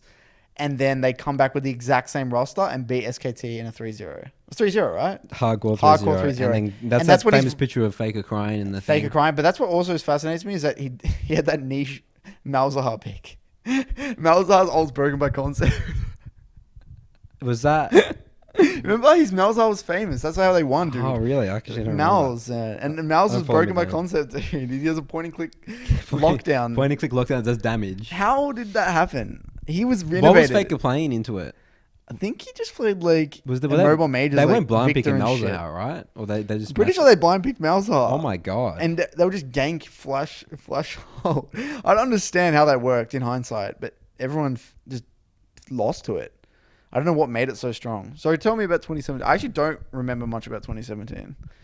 All right, 2017. I'm going to the group stage because I was. Wait, 2017 we were at that Worlds. Yes, that's right. Oh my god, yeah. We were at that. Oh yeah. So this is That was when we went to China. Yes, this is and when we went to we versed. Cloud9. So I want to talk about Cloud9 this Oh world. yeah. Because this relates to us. So You know, Dials, 2017 was that the year we scrimmed Fnatic? You know, one of these years we scrimmed Fnatic, right? Was that 2018 or 2017? that would have been on a Korean boot camp. Korean boot camp. Remember at that Africa Internet We would have PC been game? with Jack Kaiser. I think it actually is 20. That was it. 2017. Yeah, I think it was 2017. It was because that was Yeah, the year. 'cause- Then he went to Fnatic the year after. No, because that's right. Because they scrimmed us because we weren't willing to create at the same time because they were in the planes with us. yeah, Fnatic were in the play-ins and we scrimmed them. And you Yeah. actually weren't like 1-1 or something. Was Yeah. it 2-1 or 1-1? I can't We did remember. okay. Yeah, that's interesting. Against Fnatic. Yeah, it's Fnatic. No, but Fnatic were not hot. They were the third Wasn't seed. Caps on that roster? Yeah, Caps. That was That's crazy. It was Caps. Bwipo, wasn't it Bwipo Caps? Or was it Soaz still playing? Potentially. I think it was still Soaz. Yeah. And Bwipo was like the sub, wasn't he? Or some shit. Yeah. Anyway. Yeah. So pretty funny. Cloud9. So they We were were in the at this planes. Worlds. We were at this Worlds. This is China, dude. So, yeah, Cloud9. Cloud9 made it to the semis. This is the most success that NA has ever had at. Wait, what the hell? 2017. Really? They did. I mean, no, they didn't. I mean, the quarters here. Look, it says quarters. Oh, sorry. That must have been. What year was that? You've got things mixed up here. Hold on. Wait, we didn't talk about Gigabyte Marines at all. This was the year 20 Gigabyte Marines really come into play, wasn't Yeah. it? 2017? Yeah. Dude, we got to talk about Gigabyte Marines this year. Dude, Hold on, I gotta find You this. kidding Oh, me? sorry, I got it. Yeah, it was all good. Yep, no, we're all good. Yep, 2017 makes sense now. okay. So we got to talk about Gigabyte Marines in Okay. 2017. I think Yeah. that's where we started. They were the playing team that did some serious damage. It started at MSI. versus Started at TSM. MSI. They almost beat TSM in the best So of 5. Gigabyte Marines. So we should actually talk about this funny story about Gigabyte Marines. So this is in Brazil. No, it wasn't Rift Rivals before that. No, referral was after. That was in 20. Gigabyte Marines was super high. Okay, so what happened? They went to MSI. We went to MSI, Yeah. and I remember we didn't even want to scrim Gigabyte Marines. Gigabyte Marines. We thought Gigabyte Marines would be terrible. Yeah. We're like, because we had massive egos in 2017. That was our first ever. Oh yeah, that's right. Because we dominated the OPL. That's We our dominated the first split we won. OPL, and we thought we were That incredibly was when good. Sean was saying in the promo video, we're better than everyone except SKT. Yeah. at MSI. Yeah, it's ridiculous. But it was That's fine. We'll no, have but I fun. reckon we were genuinely incredibly good as a playing team. That Yeah, was I the would one say so. year I thought if we got our shit together, we Yeah. actually could have made it to groups. Yeah. But anyway, I remember didn't we scrim Gigabyte Marines once as a meme? I'm Yeah, like, as a meme, these yeah. guys are just And trash. the scrim itself was low quality. The scrim was very low quality. Yeah. I'm like, these guys are trash. Like, we'll be fine. And then Gigabyte Marines ended up being incredibly good. And Gigabyte Marines is a Vietnamese team who had unique strategies. Like they played like Nocturne. Oh, so all they the had that time. super famous player from Archie. They had Archie. Archie. Yeah. And they had a weird team. Who was the jungler that was super famous? What's his name? Oh, I forgot his name. SOFM? No, not SFM. No, SFM. He was Flash Wolves. No, sorry, he was. Yeah, they had that famous jungle. I swear it was SOFM. Oh my god, I forgot. No, it's not, dude. All right. Well, anyway, they had a very good AD carry as well, and they were very, very good. And we were so annoyed at ourselves because we could have scrimmed them the whole time. We had the choice. I think they even asked us for scrims, and I was talking to their manager, and then I asked the team, "Do you guys want to scrim these guys?" And our team basically said, "Nah, these guys are shit." And remember, we were like scrim gods at Worlds. As At well, MSI. and MSI and Worlds, I'm pretty sure. Remember, like the Russian team and they were all calling us gods.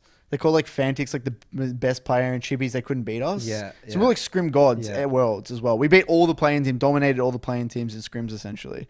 And anyway, Gigabyte Marines ended up being incredibly good, and we were Oh, kicking so ourselves. the mid lane was Optimus, Yep. Archie, Levi. That's the Levi, one. yeah. Remember the Lee And he was Sin? very good. Yeah. And then anyway, we were kicking ourselves, and then we were so happy we got to verse them at Rift Rivals because Oceania is grouped with Vietnam in Rift Rivals, and then we actually scrimmed.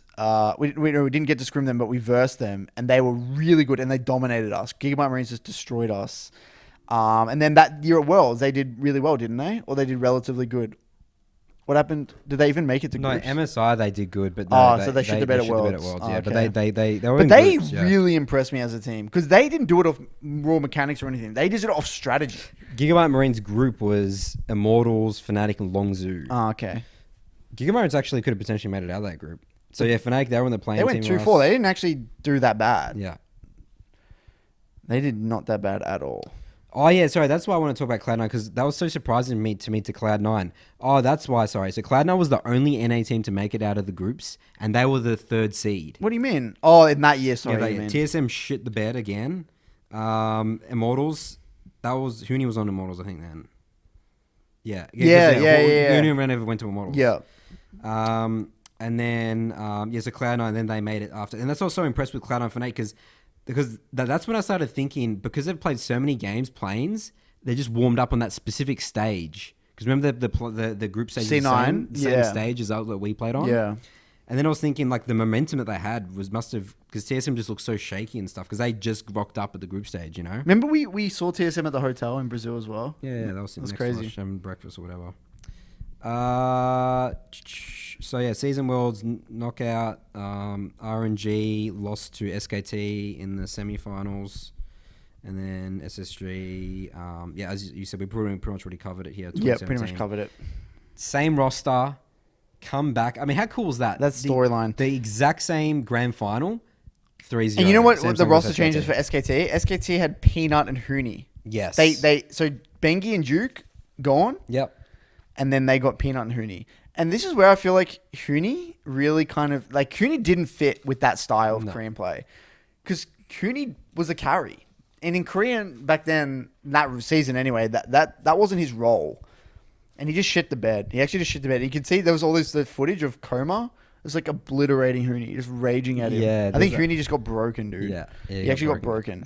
And then Peanut got broken as well. They were so hyped. That was the end of Peanut's career, I think. Peanut got actually just destroyed, eh? But again, the consistency. Faker, Bang, and Wolf all rocked up again to Worlds again. So they've been in grand finals just consistently. And that was when I respected Samsung incredibly highly as an organization for sticking with the roster, for sticking with that exact same roster and then pulling out a win. That's like insane to me. That's what we want to see in esports. No, that's what I want. Yeah, that's what I want to see more. Yeah. I actually want people to have painful experiences, suck it up, play with the exact same roster, figure out your problems, because even if you have a problem with your roster, you're just gonna have a new set of problems anyway. If you change people have this misconception, right? They think that if I get a new player that may solve that problem, they don't realize that another problem is actually gonna crop up.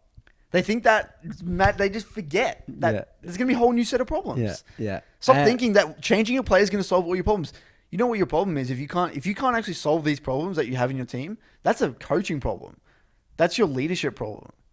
Okay, I'm not going to say every single time. I'm saying majority of the time, players only lose confidence because of poor management or poor leadership. And if they don't fit into a meta, maybe you haven't done a good job at figuring out your identity as a team. It just feels like it's just a cop-out way.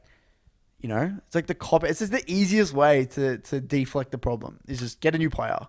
Yeah, well, I mean, it comes from the players as well. We know that. I mean, I think the players drive the roster decisions way more than coaches. No, but the players only do that because they don't know how to coach. That's true, yeah. That's the only it's like reason. a flow-on effect. It's a flow-on effect, right? So it's like the players complain, I don't want to play with this player anymore. And that's fair enough because they don't have the skill set to make that player better or figure out the solution to that problem. Yeah. But that's where the coach steps up. Like, no, I have a plan. I know how to do this. That's where you actually should have proper coaching staff, proper leadership. And then they'd be like, no, it's fine. He has problems. You have problems as well. And we're going to figure it out together, man. We're all in this together. So... that just annoys the hell out of me, dude. Yeah, and Samsung sort of just proved it, didn't they? Like, say, could have easily made because QV wasn't a good top laner. Yeah, they could have easily replaced objectively, QV was... Yes, he was good at doing his job and stuff. And he actually... The meta suited him really well because it was like Cannon meta and stuff like that.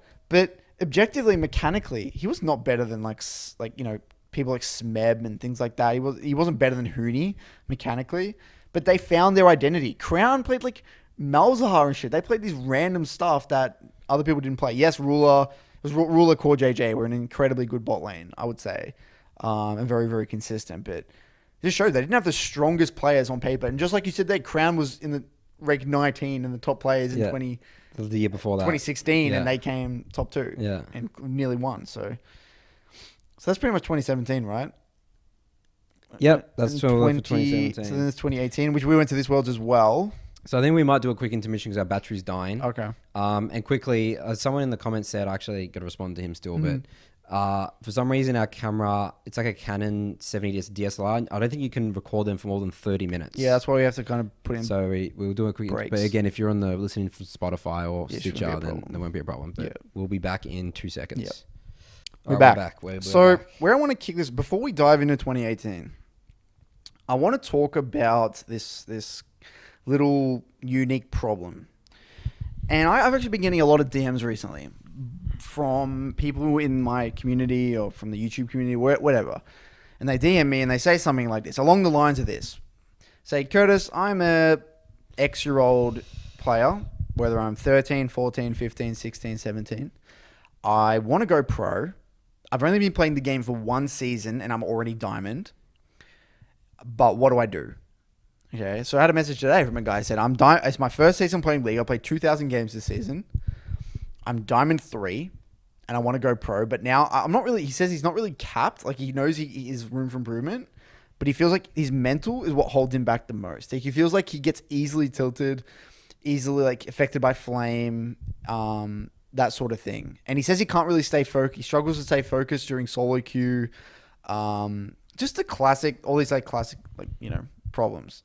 Now, first thing I want to, start this by saying that's incredibly normal for a 16-year-old kid.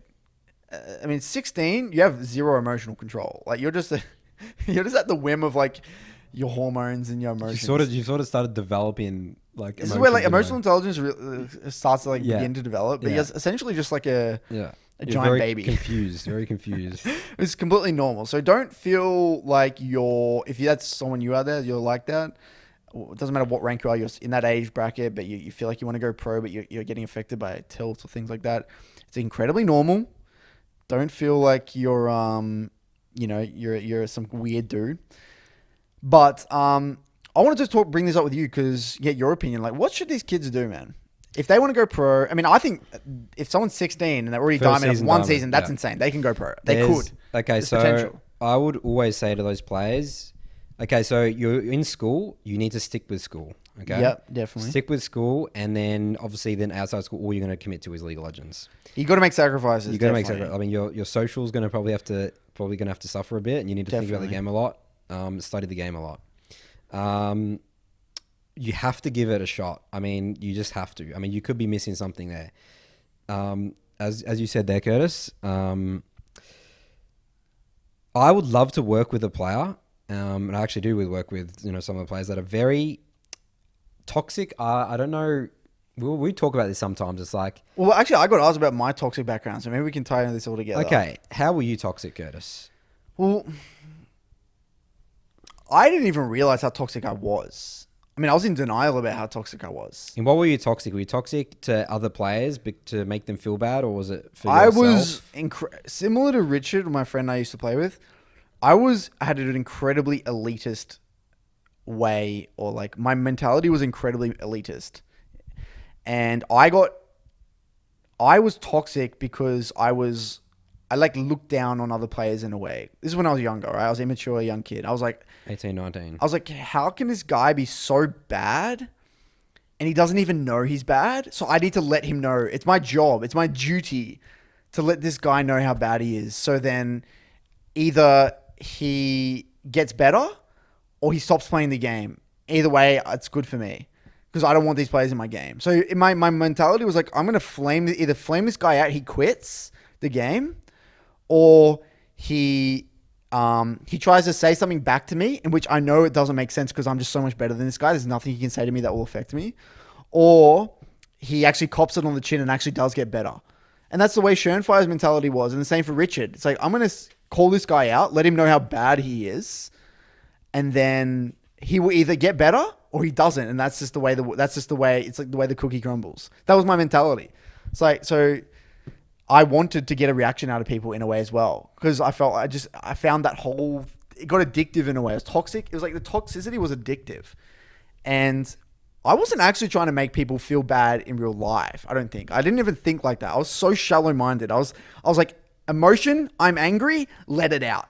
There was nothing else more than that. It was pure following emotions, speaking my mind in that moment. There was no thought. You didn't think before you spoke. No, I did not think at all. I was the complete opposite. I controlled my emotions very well. You controlled your emotions. Yeah. Now, that for me at the end of the day, it was a sort of defense. It's just I had low form of self-confidence in a way. And I felt it was a way for cheating confidence. I felt more confident by putting someone else down. Yeah. So then, because then it's like, I actually now, this person is... Well, okay, you put that person down, you now have something to live up for, because if you're saying he's bad, you need to be good yourself. Yeah.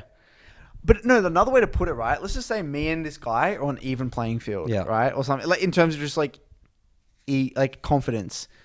Like, or ego or something. Like, if I reduce or lower him, I'm now higher than him. Not because I'm gone higher, but because he's lower than me. So my way of like feeling better about myself was just like putting people below me in a way. It's just a huge weird ego, lack of self-confidence, insecurity bullshit. That's essentially what it was. And I mean, I did not think about anything at the time. But at the end of the day, you got good with that mentality. It helped me. It did help me improve in a way, in some weird way, that this elitist mentality, because my standards of myself were so high because of this. Like, I can't be toxic if I'm bad at the game. And a part of me fueled me because it's like, it just felt good to be better than people so I could call them out. You know?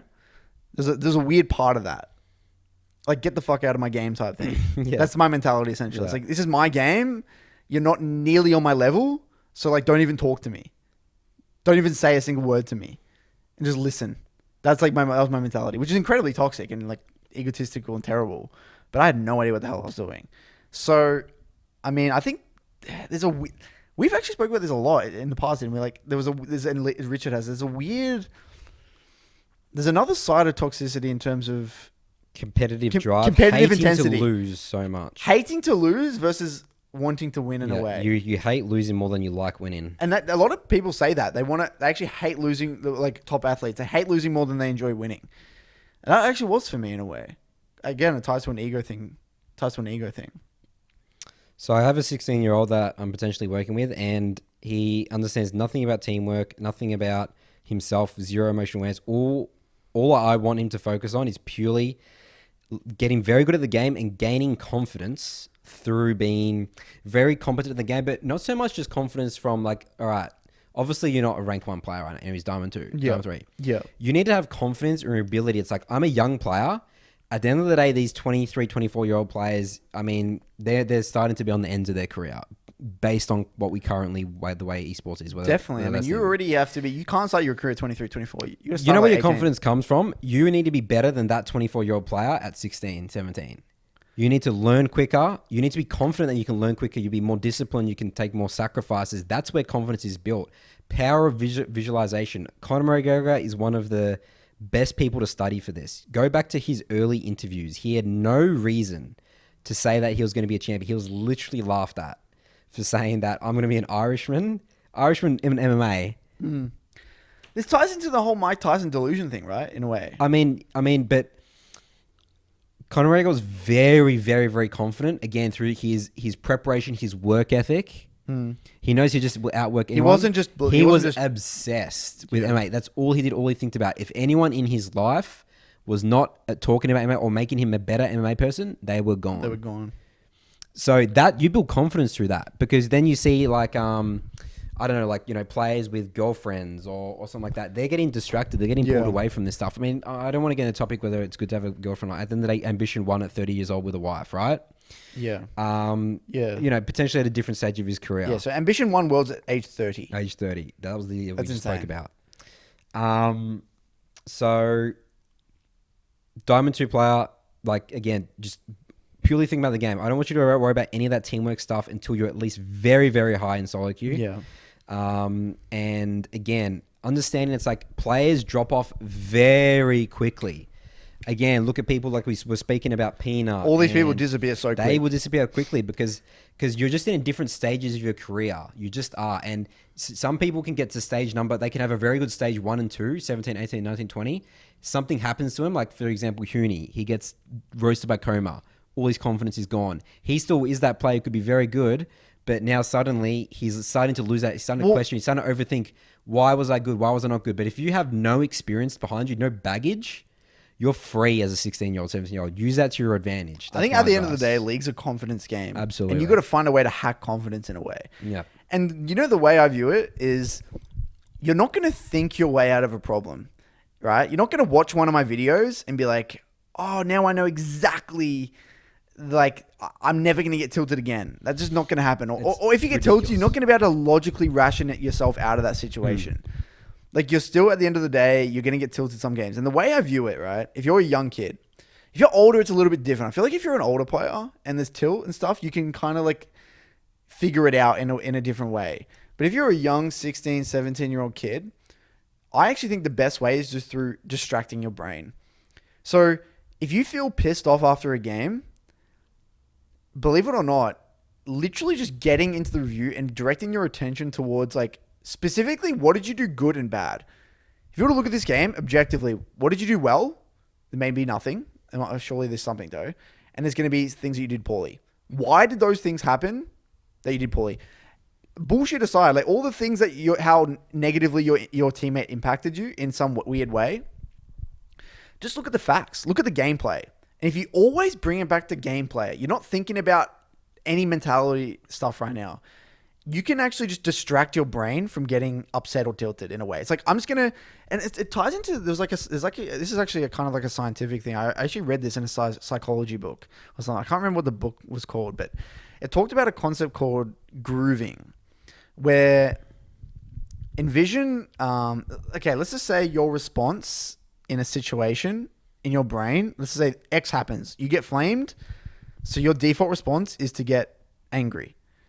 Right? The more you do that, the deeper that groove will be in your brain. Yeah. So it's like this happens, I always going to have to get angry. Your brain's like, okay, see the situation, this is a groove. And the way you got to view it is like a ski, you're going skiing in the snow, and then there's like grooves in the snow. You're going to like follow those paths, right? Already. Now, the theory is, in terms of behavior change.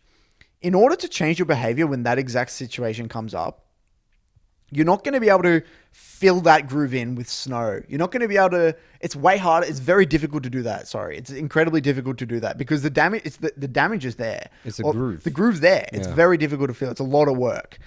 They say the better way is you put a groove next to it with a different line of behavior. Okay. And you make it deeper. Yeah. So if you're getting tilted or angry after a certain thing happens, change your behavior like straight away. So let's just say your default response then when you get tilted is literally to step away from your computer, open the VOD and look at the VOD. If you force yourself to do that X amount of times, that will become your default response. Or maybe as soon as you get flamed once, you insta-mute. And maybe that will just be your default response then. So what I'm trying to get at is you're not going to be able to just randomly be like, I'm tilted. Don't worry, it's all good to be tilted. I'm not going to get angry Positive now. vibes. Positive. No, because that grooves deep as hell. That's happened to you now hundreds of times. You're not going to be able to forget that. So you got to find a new habit. You got to create a new habit and create a new habit by just ignoring it, doing something else actively where you would do something else otherwise. Distracting your brain. Always bring it back to the game. Whenever you're confused, go into the VOD. What did you do bad? And if you're unsure of what you did bad, go to the first death. Go to your first death of the game. Why did you die? At a very simple level. Most people, if you just look at it, a death. No, so that's how I got at League. I just perfected my deaths. I didn't die. Oh yeah, rank 2 done. Because that's where you always got to start. If you can just perfect not dying, that's going to lead you to getting better in so many other areas. Absolutely. But anyway, so I would not worry too much about the mental aspect in terms of like really understanding. Yes, that's important, having a schedule, that sort of thing. But I think at the end of the day, you got to grind games. You got to distract your brain. You're not going to be able to control it too much. And you got to really just bring it back to and actually what I would also do is recommend, I would force myself to play Mechanical Champions, by the way.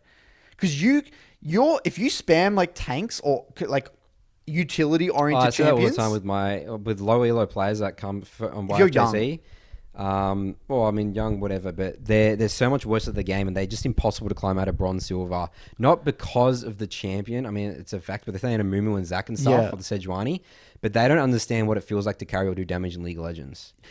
it always ties back to the thing. You can't teach a defensive player to be aggressive, but you can always teach an aggressive player to be defensive.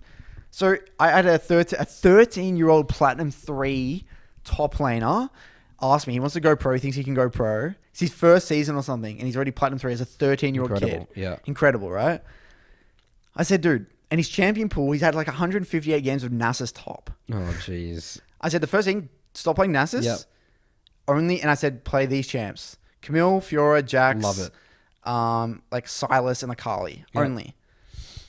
Because you're at a time and an age where you can actually develop mechanics and actually get some really Very great habits quickly. mechanically incredibly fast.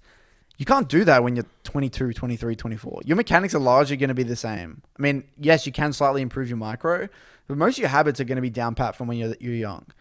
So play mechanical champions, push yourself, set challenges in front of yourself. You know, you have the time and the energy to be able to do it. So anyway, Are we happy with that? I think that's pretty decent response. I'd put in my 2 cents. Yeah. So 2018. 2018 Worlds. All right, this is the rise of NA slightly. NA? Yeah. Really? Look at I thought this was the rise of knockouts. EU. Both. Fascinating. I mean, this was the Cloud9 made semis, I guess. Yeah. So this is the rise of the West. The West. Yeah. All right, so the rise of the West, and this is the downfall. Korea, goodbye, Korea. Did Korea even make it out of groups? Yeah, they did. KT rostered in a Freak of Freaks. Oh, they made it to quarters, sorry. So this is the first time NA ever beat. So Cloud9 made it from the groups into the the playoffs. Wait, is that the first time NA quarterfinals? beat a Korean team in a first best of 5? Yes, correct. Oh my god. So this was a big deal, man. So that was a Freak of Freaks versus Cloud9. Kiotis, can I read you out Cloud9's roster? Who was in it? Licorice, Svenskeren, Jensen, Sneaky, Zazel. No one would ever guess that in a million. Svenskeren. Yes, Svenskeren, Jensen, Sneaky, Zazel. What a weird roster. What a weird roster. And they beat Afrika 3-0. And what do they do in the semis? They versed Fnatic and got 3-0. Yeah, that was when K's who was out. That was when Fnatic is very good. Yeah. So Fascinating. G2 beat RNG. Incredible. That was incredible. Curtis, G2 came from the plains, I think, that year. They were dodgy. They were a dodgy team, G2. They weren't good. Oh my god. They had Perks. That was when they had Perks. Perks. That was when it was Caps was not. Caps was on Fnatic. Yeah, Caps was on Fnatic. Yeah, that was after. So there you go. And this was IG. IG won this world. So IG, they came from the depths, man. No one was expecting. KTL roster was a very good team then. Who was on KTL roster there? KT roster. I'm not sure. KTL roster. I think they were I think one of the favorites. But what was the meta like in 2018 Worlds? What man. What were people playing in 2018 Worlds? Let's quick. I'll just quickly get up it on my phone right now. Yeah, because when I think of 2018 Worlds, I just think of rookie domination and Ning. Didn't Ning play like? Oh, it's very aggressive junglers. Yeah, Ning will do level 2 ganks and stuff. Ning was playing and Rookie. I don't know what Rookie was playing though. All right. Well, I mean, what is this? Game 2, Gragas, Syndra. So Gragas, Yep. Syndra, Aurelia, Lucian, Alistar, and Fnatic were playing Urgot, Lee Sin, Azir, Ezreal, Braum. Right. So it's pretty stock standard meta. Nothing too Yeah, crazy. nothing too crazy. Let's look at game 1.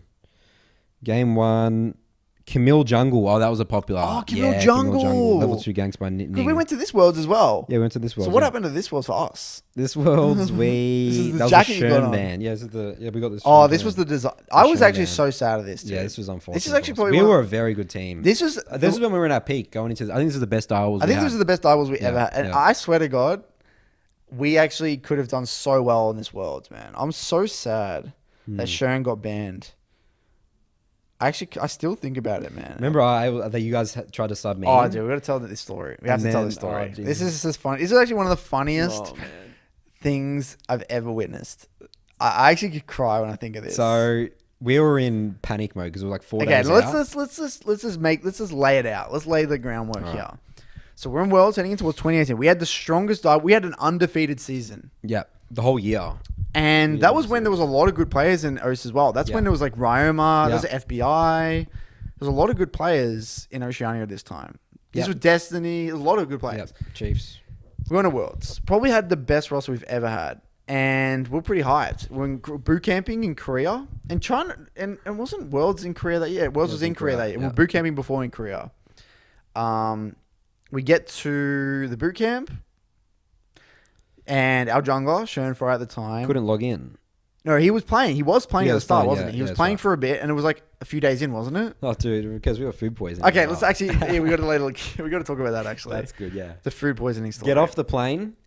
Okay, so this is very this is Australia to Korea, which is around a was it like a 12-hour flight? 14 hours. 14-hour flight. Did we have a stopover? I can't remember. We get to Korea. We're starving. We get to the little. We had like an Airbnb. Yeah. We go to dinner that night. Yeah. We get some. Japanese the only curry. thing that's open, there was not much open. The only thing was open, it was a closing store.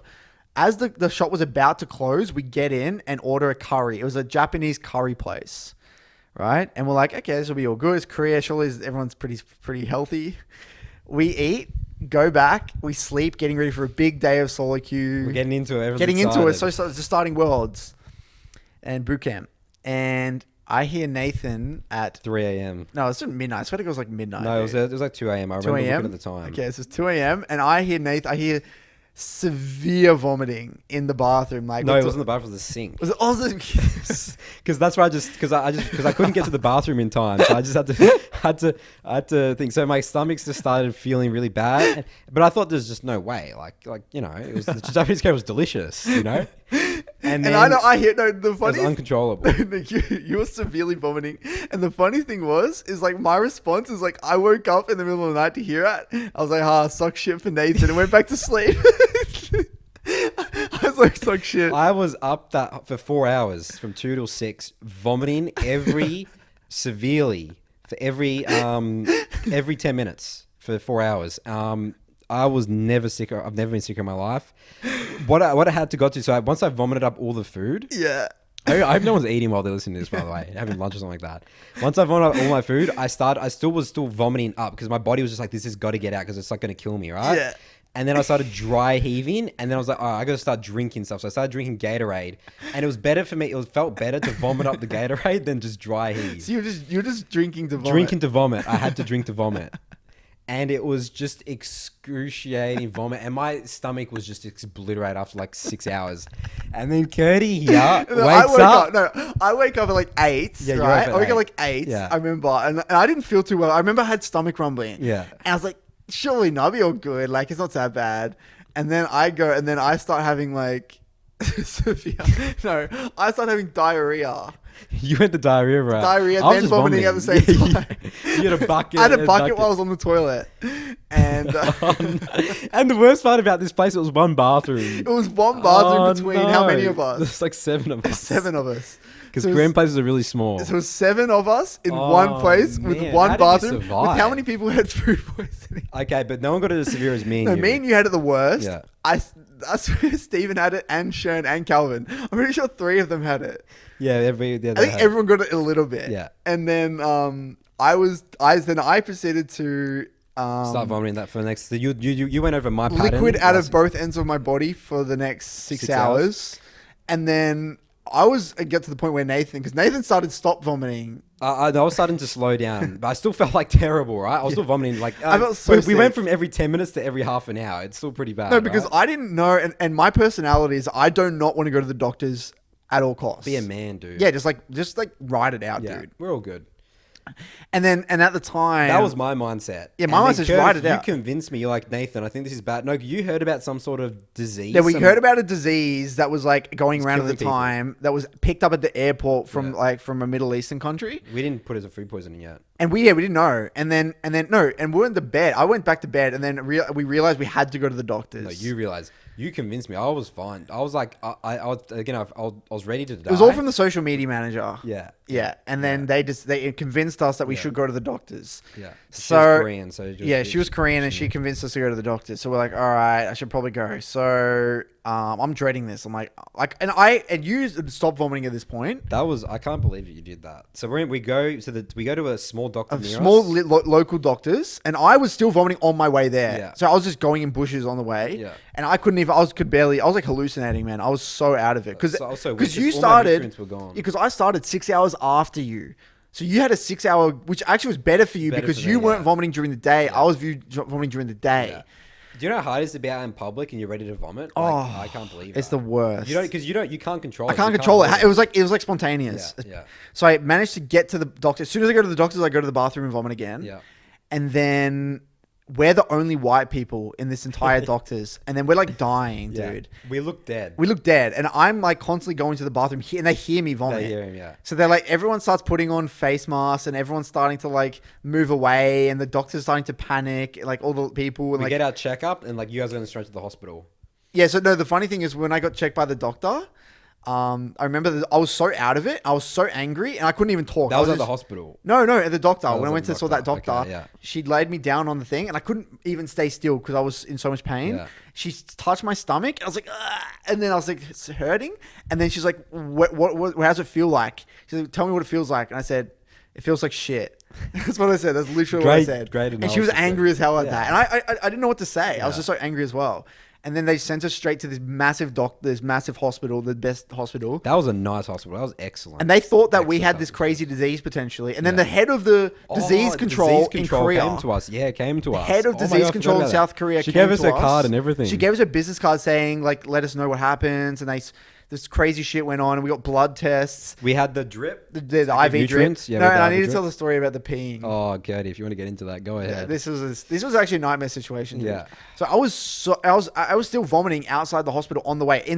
We got out the taxi. I vomited straight away again, and I was so dehydrated.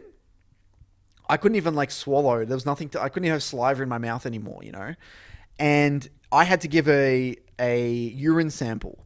And then the urine sample, I couldn't pee.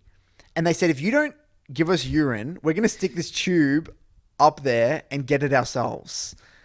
And I was panicking at this point. I'm like, I'm not doing that. No. Of course, you're not touching me with that thing. I'm not putting that, you're not putting it anywhere near me. Oh. And so then I had my IV drip with me with this little like, what are they called? Like these little like stands. And I'm like you had to inching my way through to the bathroom with this thing, trying to like. You feel like an old man. And I had all the taps on in the bathroom. I turned on all the taps. Get in the headspace. I'm trying to listen, like concentrate on the water. Like, relax. It's like a waterfall. Waterfall is okay. Let's keep flushing. I just want to see water, flowing movement. And then I was there for like half an hour, 45 minutes passing. And then they're getting ready. They have 10 minutes left. If you don't give us a urine sample, we have to do this. And I'm just starting to stress so hard. And then I end up like dribbling a little bit out. And then, yeah. But you would have been stoked because you didn't have to. I was so happy, dude. Yeah. I was so happy when that happened. And then, so they're done. They give us so many drugs. Man. They gave us they probably gave us like 10 individual packets of pills. It was probably like 15 pills. And we had to take 10 a day, right? 15 pills a day, wasn't it? Yeah. And I didn't take a single one. We didn't care about you took one day worth. I did one day worth. I'm like, I'm not doing this. I'm not taking anything. I'm just going to... Because at that point... Okay, so... I'm like, the side effects of this is going to probably kill me, so I'm not going to touch them. Yeah, so I mean, we were so sick that night, that whole day. I mean, I remember we said we would rather die than continue to live. Yeah, I nearly contemplated. I said to myself, I'm all good. I'm all good to check out here. Like I had a good run. Yeah, too. I was like, no, you know what's so angry? I was like, I can't believe I'm going to die like this. I know, that was ridiculous. That's what I said to myself. I'm so angry. If I'm going to die, yeah, like I don't want to die like this. Like just slowly dying to some like weird disease in another country. My family can't even see me. Like that's so shit. Get shipped back to Australia. So I was just angry because I was gonna die. I genuinely thought I was gonna die. Oh yeah, it was just terrible. I mean, I was just hoping that North Korea would just nuke South Korea at that time. time. Do anything. I was like, Kim Jong-un, just get rid of it now. This is drugs good. And get passed out. That's all I wanted. I just wanted to just die. And we never found out what it was. We never really got the result. We got the results back, but we couldn't understand them, didn't we? Yeah. Well, I mean, that we didn't get an urgent like. No, but you had some pause. weird blood test, and didn't you get something weird that you No, had, but I never went for the results because I was all good. yeah, we You didn't had go to get back, the right? results. But yeah, so I mean, it never took found us out what 3 it days. was. Oh, dude, getting our appetite back, that That just took days. brutal, man. But that first meal we had, what was it? Bibimbap? Yeah, bibimbap was so good. Stone. Oh, that's good. remember that feeling of eating food It again? was so good. And then we Korean barbecue as well that night. I think I just like, yeah. That was incredible. Nah, but even the Korean barbecue didn't taste good though, because I was still like sick. I couldn't eat much, but like I I like could 3 shovel pieces. some stuff in there, but it was just It amazing. was good. Anyway, we went way off track. That was 4 days. So then- that was the first 4 days. That was the first 4 days, 5 days, whatever. Yeah. And then we finally started getting into solo queue. And Shern having to have an interaction with someone in solo queue, and there's strict no toxicity on the Korean When you get accounts. when you get accounts from Riot, they track you, they monitor you. And Shern ended up saying something, and he got banned. And he was our only jungler, right? He was probably the best player on our team at the time, Yeah. nearly. And that's it. Went to Worlds, qualified, everything, and he's banned. Yeah. Can't play. Couldn't log in. Find out we get an email from Riot, and we're in absolute PR mode, disaster as well. Because everyone found out that Shern got banned, and then This is a joke. Blah blah blah. yeah, because he had gotten banned in the past Yeah. before. And then anyway, we had to find out a contingency plan. Who are we going to play jungle with? Because we were versing EDG. Yeah. EDG. We're versing Clear Love and like this team, really good team, Chinese team in the play-ins. We're versing a decent Brazilian team, was it? Something like that. Was it in Infinite Gaming? Infernum. That's what Infinity Infinity Esports. wins. Yeah, And that was the meme in OS. yeah. And we had to play with a sub jungle who was basically he basically got a rookie jungler essentially. He'd never really played properly. Yeah. He never played on stage ever. No, we initially tried me. I played some. So our first plan was actually get Nathan, and Nathan hadn't versed played Gambit. jungle. I mean, I didn't play the game for 3 years at this point. You hadn't actually probably played the game No. 3 years. Yeah. You were like gold in solo queue. Probably, yeah, I think so. Yeah. And Nathan was our only option at the time because our sub, we didn't bring a sub. Our sub was in Australia. Yeah. And we were either, okay, we have to get a sub, fly a sub all the way here to play for us, who was already a rookie and not that good at the game anyway, or we get Nathan. So then we had to get, we did scrims with Nathan, and Nathan could only play Udyr and Rammus and shit. Oh, it was a disaster. And we actually won some scrims with Nathan in the jungle. Yeah, we remember versing Gambit. Japan. We versed Japan and Gambit. Gambit, yeah. I remember destroying Diamond Box in the early game, but then they beat us in there because I had no idea how to because we didn't have a jungle. And then the solo lanes were getting really angry. Yeah. Because they're like saying, I don't want to play with this shit Oh, jungler yeah, Rip. it He was doesn't know bad. what the hell he's doing. I felt so bad. I was just like, guys, I can't do this. I just don't. So play the imagine going from gold solo queue to playing versus some of the best players in the world. Imagine doing that. It would have been embarrassing. Yeah. So anyway, we were scrimming with Nathan for a little bit. We got sick of it. We got the sub jungler to come in, play with the sub jungle, and then we just So the ban was we only had 4 games, and the ban was for 2 games, half our games. half our games, and then we just lost those games. That wasn't enough to get But us it was through. just everyone's headspace after. It was just so a mess. negative. It was Yeah. so It was negative dumb. because of everyone was so angry. Like the support was so angry at Shern. Yeah. Everyone was just angry at Shern in a way. And it was disappointing. Well, actually, it was very incredibly disappointing, dude. I was incredibly disappointed. Everyone was disappointed. Yeah.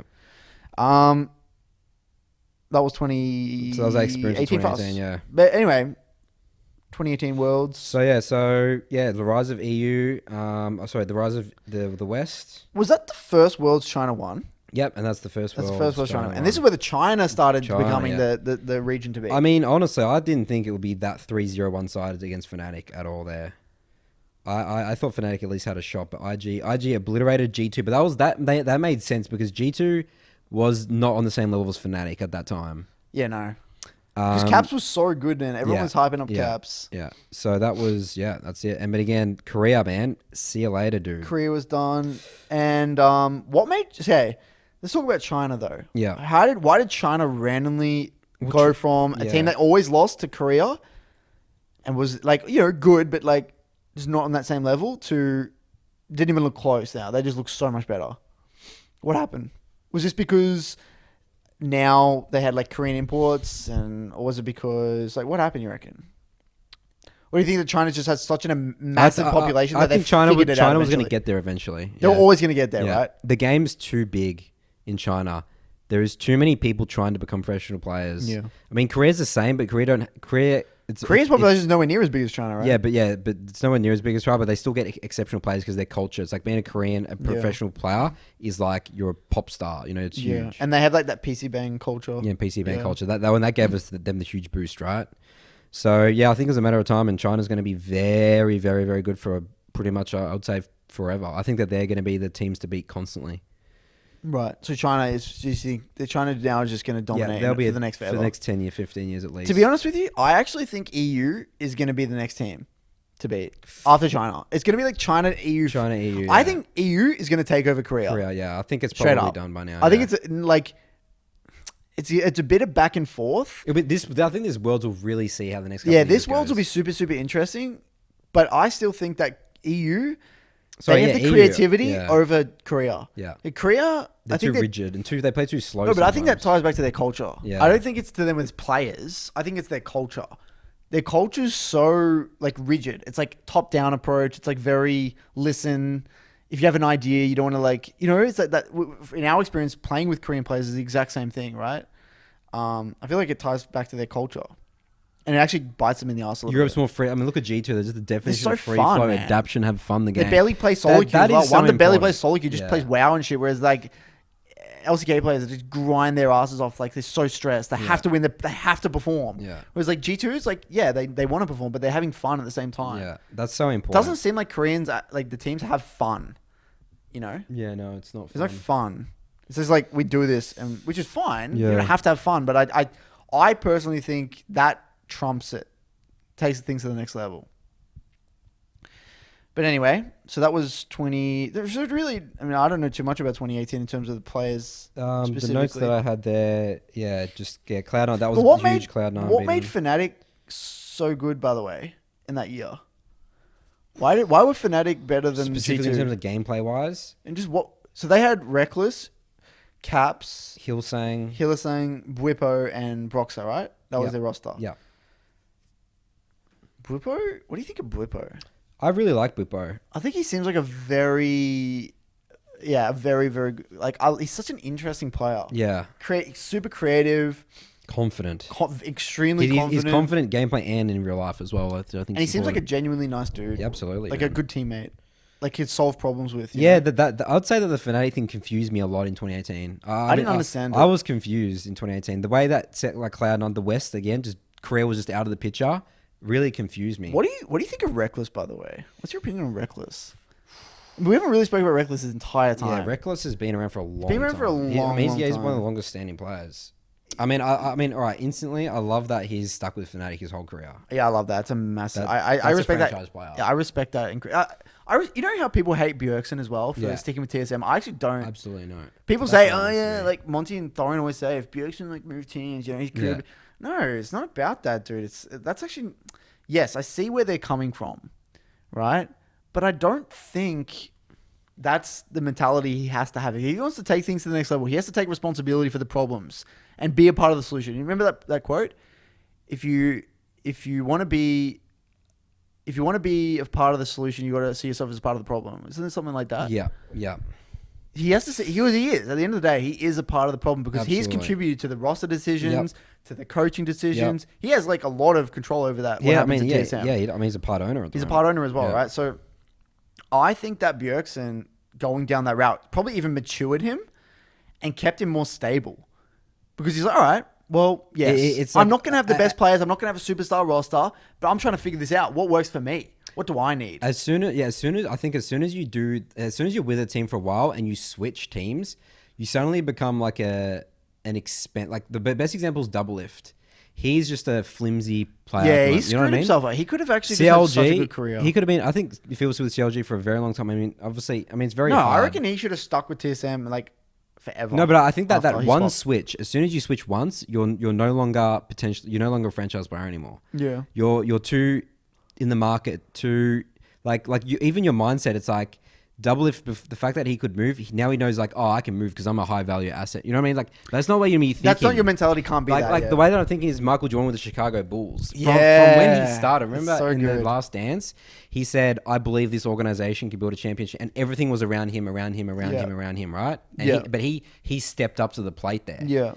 people like Doublelift hasn't stepped up to the plate at all. Like he's just like, oh, screw it, that's too hard. I'll just go. He flip flops rosters. Bjergsen and Reckless. I mean, Reckless stuck it out. Reckless has had success. He's had crap rosters. He's had good rosters. Yeah. Bjergsen not at all, but like again, he hasn't stepped up to the plate. But maybe he'll step up to the plate in the next couple of years. Maybe. I think I this hope year he does. looks. I mean, this split he looks like Absolutely, he's really he stepped up. Dude, he looks so incredibly impressive in the grand it's finals. ex- Even in solo exceptional. queue right now in the Super Server, he's playing really well. Excellent. But yeah, I think he's spot on with Michael Jordan and the Chicago Bulls. It's like, I believe, this organization has what it takes to build a championship winning team. Took him 10 years. Was it ridiculous? 10 years for his first championship. Long time. Yeah. 10 years, right? Whilst being the best player in the league. They for had like the to whole time. filter through what do they want, what do they don't need. They had to find Scottie Pippen. They had to find all these Dennis Rodman. They had to find these players eventually. Yeah. But the only way you do that is by like building around you and working with your coaching staff. What coaches do you like? What coaching styles When don't Phil you Jackson like? comes in, clicks. Because you Bam. need to build that relationship with the ownership. Yeah. You actually do. Because you need to get aligned in what you're building. It's very difficult to articulate what you want to build in just 1 year. It needs years of getting aligned together. I still think that's the way esports should be as well. But it's rare. You just got to find that one player you build around. But Bjergsen needs to do that. And I think props to him, dude. Props to him for sticking it out. But yeah, Reckless. I feel like Reckless though. I feel like he has the overthinking problem. I think Reckless seems like he battles with demons. He battles with some serious demons. What makes you say that? Just his demeanor and like he went for that. You remember he like went through that period where he like got really like skinny and like he looked depressed and like he looked terrible. I don't remember. He went through this time where he looked terrible. Yeah. I think he took a break once as well. Got it. Yeah. But I feel like he is like an overthinker, and he is so in his head. So he has a talent and he has a drive. He's been brought down by his experiences in a way. In a way, yeah. Like he's I just don't think- as we spoke about earlier, but the 16-year-old player doesn't have that. I just think he hasn't had the role models around him. I think Reckless Yeah, I'd would say have been a that's probably right. completely different player if he had like a Very role good model. coaching staff around him. Incredible. If Consistent Daylor, coaching if he had like staff. Daylor and then Yeah. like a really good role model to look up to somewhere, and like he could have. I just think he would have been a different player. You know, I don't know, and it's hard as an 80 carry though. It is. Way harder than it is hard. as a mid lane because mid lane you control the game, but 80 carry you're largely at the whim of like your jungle and your mid laner. I still feel like but that you still can be a franchise player, as an 80 carry. It's just it's harder. But anyway, yeah, I just don't really think Reckless lived up to. I mean, it's easy to say potential. I hate using that word potential, right? I don't like it either. But it's just the way the cookie crumbled in a way. It's pretty unfortunate. But anyway, 2018. This was when China started. Yep. So now we're in 2019. 2019 last year, and this was the FPX Doinby. Yep. FPX came on the scene. Did they No one 3-0? took them. What was the grand final? It was a 3-0, just dude. Destruction. G2 was tipped to win that because they won. They came off the MSI. Crazy. I thought G2 was going to win back to back. That was who was FPX's jungler? It was that Lee Sin Tien. player. Tien, yeah. He was so good at Lee Sin, man. Korea again struggling. They got completely knocked out in the quarters. So not a IG single SKT made semis. They Yeah. lost to G2. That was so hyped. That That was game. a hype game. Yeah. So IG. Well, everyone thought that was the grand final. Dude, look at G2's run. They had to verse Damwon, then they verse SKT. Yeah. Then they verse FPX. Excellent team. I mean, that's why I thought Wow. G2 wins. And Griffin shit the bed as well. Yep. So Griffin got 3-1 by IG. Fnatic lost to Wait, what was this FPX. one? FPX was IG in the semis. semifinals. What China. what a crazy semis. That was I think that was a really crazy semi. You know what's fascinating, by the way? Yeah. So I watched a Pro View VOD Yeah. of FPX versus IG and Rookie versus Doinby, right? Doinby gets dominated in trades. It's fascinating to watch. like absolute domination. Like He's just Rookie losing, is so much better in lane Yeah. than Doinby. Doinby is so weird. It's the weirdest player. He just booms my brain. How that guy is like had that much success. The way like you see it on Twitter, you see it on Reddit. Like as someone said, Doinby like LS. Doinby's not a good laner. It's true. It's straight up true. You watch him versus Knight, him versus Rookie. He gets dominated in trade. He does his trading patterns don't make sense a lot of the time, and he misses a lot of CS. He does this weird shit. Yes, he has his niche picks, like he's very good at, like his Rise and his Galio and things like that. But largely in terms of just laning trading patterns and just laning fundamentals, he gets outplayed micro-wise by these players. but he's so smart about the game in terms of foresight, knowing where plays. His skirmishing is incredible. Very good game sense. Game sense, timers. Like Yeah. he has a very weird way, and he's so relaxed, free flow. But He doesn't overthink. He streams. He's so much fun. He's again showing He's a the player fun. that has so much fun. You're just good at the game. He's a fun player. You gotta make the game fun in your head. It's sort of like in delusional in a way. It's like this guy. Like I'm just having fun, just walking around, just dominating people. My movement, like I'm outplaying people. Like He's having fun, man. He's just like a cab center wonder. He's Yeah. just like all the players from Perks, G2. yeah. He's like the Chinese, like G2 player. And I love him, dude. I love him. So what do we got here? We got FPX versus G2 in the grand final, 3-0. Again, China domination. Everyone again loved IG, but they were kind of out in the semis due to the brackets. Do you think IG would have beat SKT here if they were in the semis? That's a tough one. And who was in this SKT roster, by the way? Oh wow. Can you Man, get that up? SKT have absolutely butchered their roster over and over again. SKT made semis again, though. That's pretty impressive. Yeah, it is impressive again coming back. Wait, was that Koma left this year, right? Yeah, that was. He still left Koma, right? for Vici Gaming Yeah. this year, yeah. God, that was huge news, man. So sad. So 2019 SKT I'm roster. getting the roster up What now. have we got here? What is all this nonsense? Here we go. Yeah, but if I click on it, it's... Yeah, I don't know. Anyway. Yeah, don't worry about it. I can't remember off the top of my head, but anyway. So what's important to understand about 2019 Worlds, by the way? I think Europe. That potentially was Europe's best shot. Maybe G2. in the next couple of years. Yeah. Do you Again, I think- think G2 should have won that. Do you think G2 will perform better at this Worlds than they will in 2019? That's interesting. Because they weren't as dominant domestically. Yeah, I But know. that's also because the level of play in EU is just skyrocketing. yeah. Because I It's think very competitive. like Mad Lions and Rogue and all those teams are actually like really, really good. Fnatic and things like that. I think they're genuinely all incredibly good. But everyone's hyping up China. But so we'll do another podcast, right? We're gonna do another podcast We'll talking separate about one on 2020. 2020, yeah. But this was more trying to prepping all the previous seasons because everyone kind of knows 2019 as well. I think it's good to have A bit of background information a bit of about background information about. Well, what I mean, happened. I wanted to put it out there, my thoughts and stuff like that. And Yeah. just, you know how important season 2 and season 3 was to us specifically. yeah. All right, well, I'm So is there pretty, anything you want to cover I'm between pretty- 2019? pretty happy to Pretty wrap it happy? up. Our camera's actually just completely died there, but it's fine. All right. Um, All good. So, yeah, good sesh, and we'll do another podcast, another episode talking about this world specifically. Got to do our research for that I'm one. not sure if it will be next one, but It might not be next one, but before Worlds really gets into the thick of it. yeah. And we'll All right, that's it for Broken My Concept episode 3. Yep. Be sure to follow us on Spotify, and you can download again these over on Stitcher and Stitcher as well, Spotify. and Spotify. And I still got to do Apple Music. I know some people requested. Yeah. Still working on that. We'll see you next time. Bye.